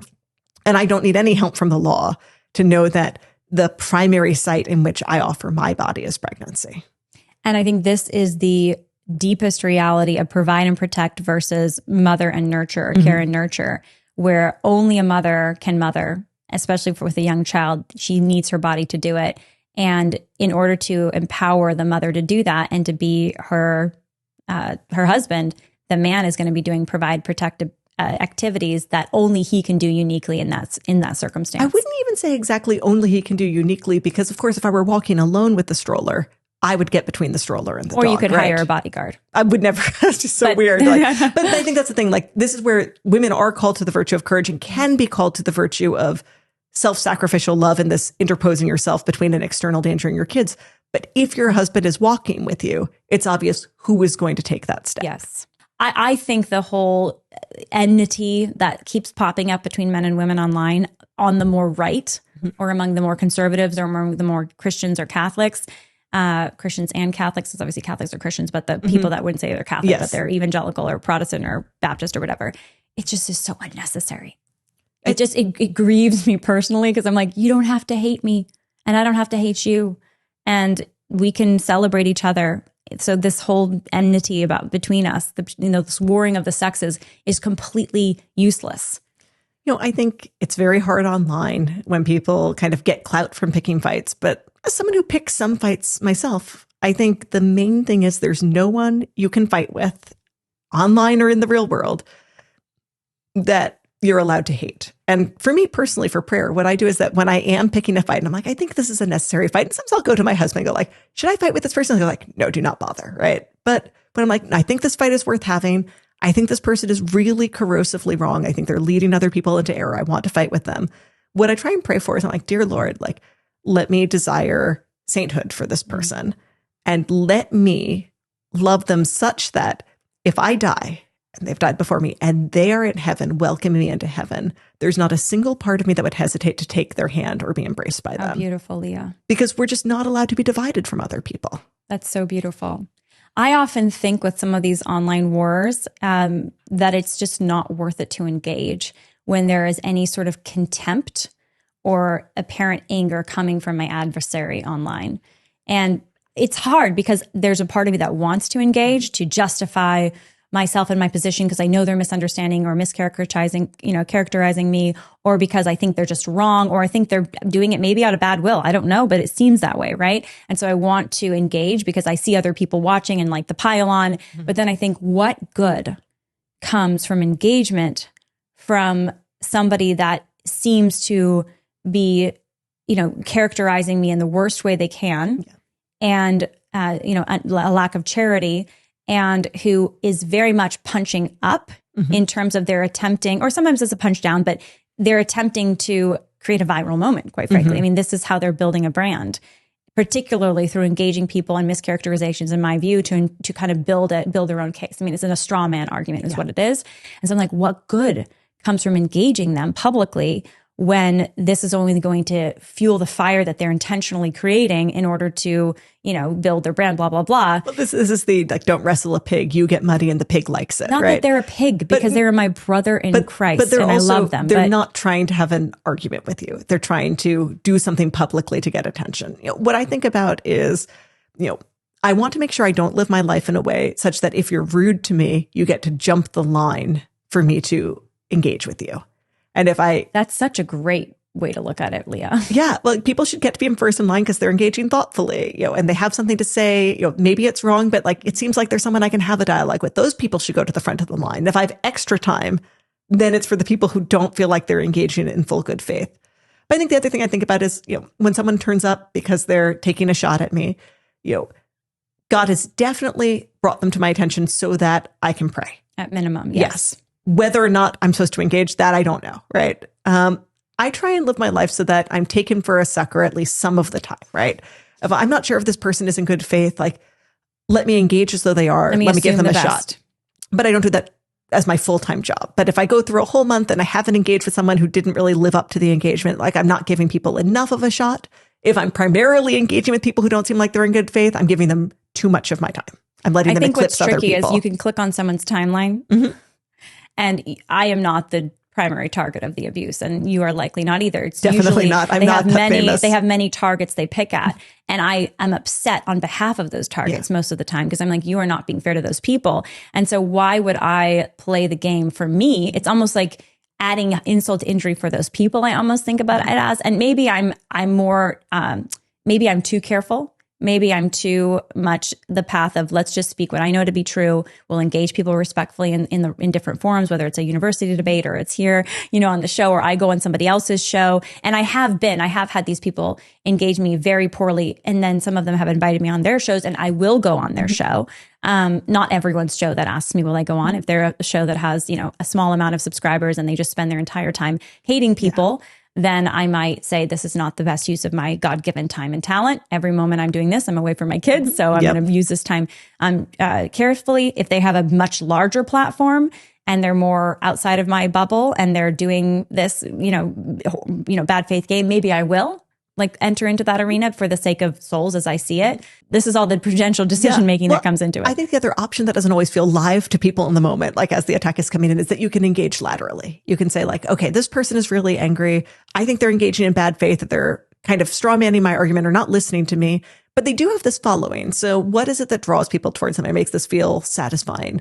And no one does evil except for the sake of a perceived good. So if someone is attacking me, I always try and ask whether or not I engage with them directly. Well, what good thing do they think they're protecting from me that they think I'm menacing or damaging?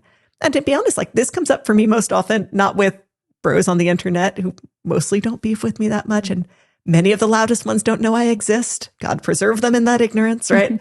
It comes up in some of the anti-feminist, Catholic feminist fights. And I think there's no one on the other side where I think they're in this primarily out of malice or, because they're just trying to pick a fight. A lot of our divisions come out of, well, they're worried that if I prevail, this bad thing will happen. And in some cases, what I'm trying to do is say like, okay, like you're right to worry about that. We're united on thinking that I don't want more people to move into mainstream feminism, and I don't want them to think that autonomy is good. But what I want you to hear from me is that I think autonomy is destructive to those very goods of what does it mean to be a woman? What does it mean to be just to a woman? And I think the feminists notice this like as an undercurrent, and I want to lean into that. Now, is that satisfying to everyone on the other side? No, not necessarily.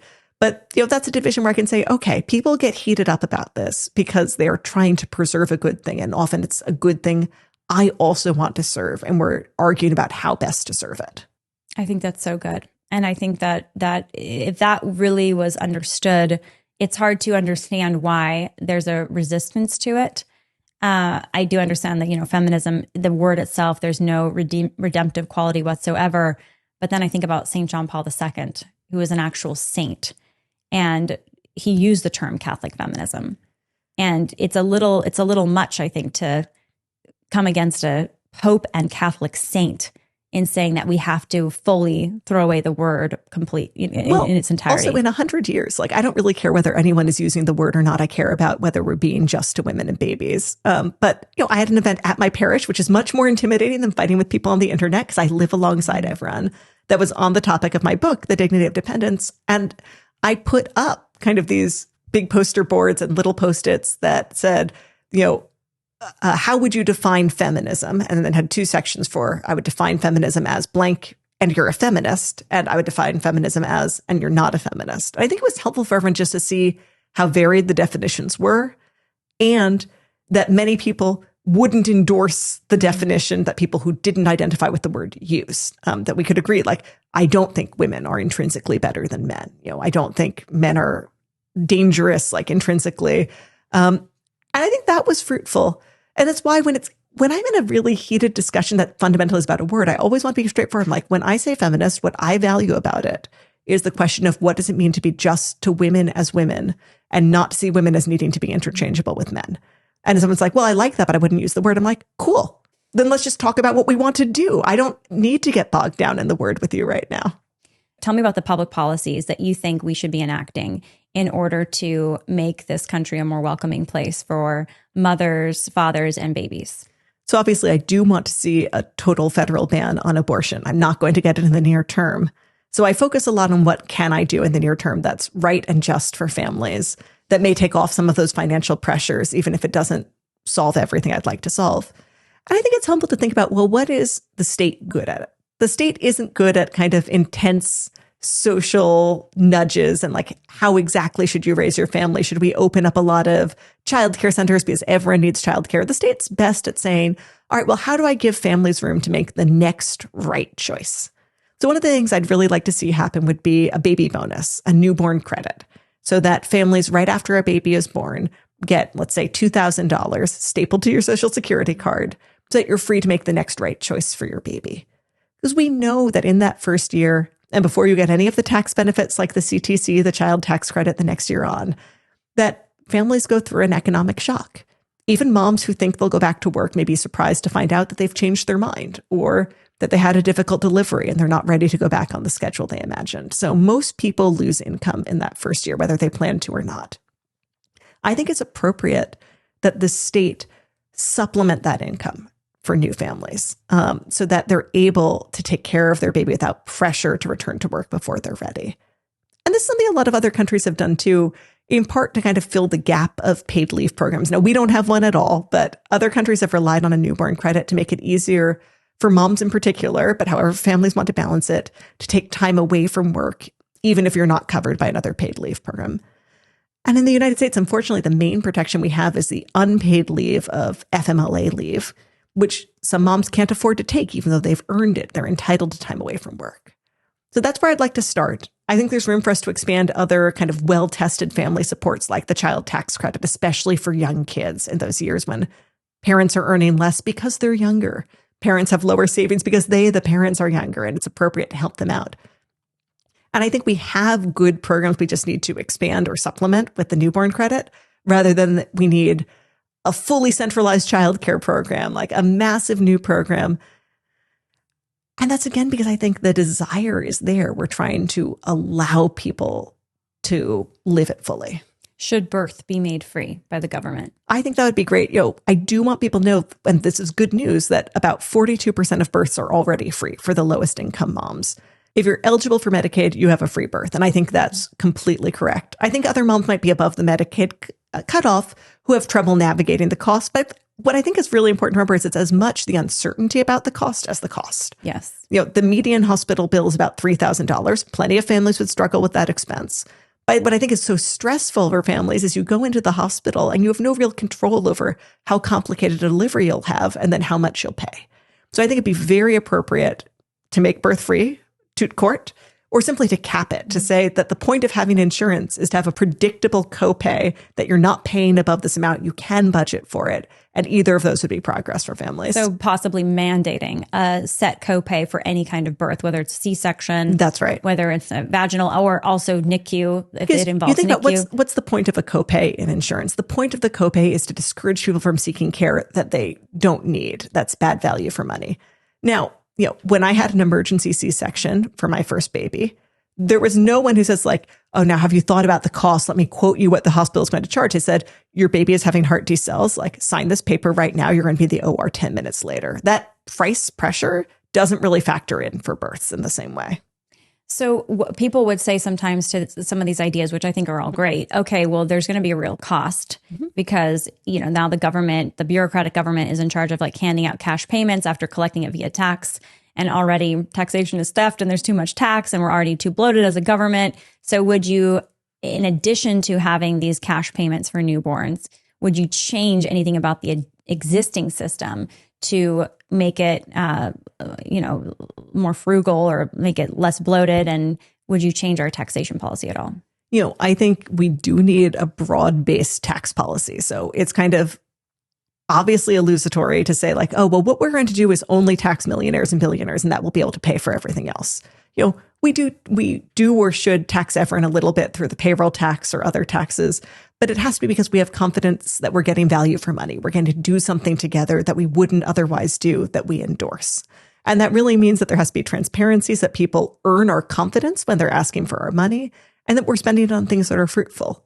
Now, I do think spending on babies and a newborn credit, on kids and child tax credit, these are some of the best programs we can possibly have. And the reason is they are universal. So everyone, every single person is a baby at some point. Will you or I live long enough to collect Social Security? It's not totally clear. We don't have that guaranteed to us. Will Social Security be there when we get there? It's a little messy. But we have so many kind of one-off or strange policies. But, I think the main criticism I get is like, well, aren't you privileging parents over anyone else? But a baby credit helps you when you are a baby. You can go on to have other babies or not. You can grow up to take religious vows. You can grow up and be single. You can grow up and be married and have children of your own. But every single American benefits from a newborn credit because it helps their parents take care of them when they are born. I love that. And I always say, I know this isn't going to solve for paying out every newborn credit, but we could be defunding Planned Parenthood. There are truly billions of dollars that can be defunded if you remove payments for abortions and for Planned Parenthood and for contraception and things like that are not actually helping people in the end. Absolutely.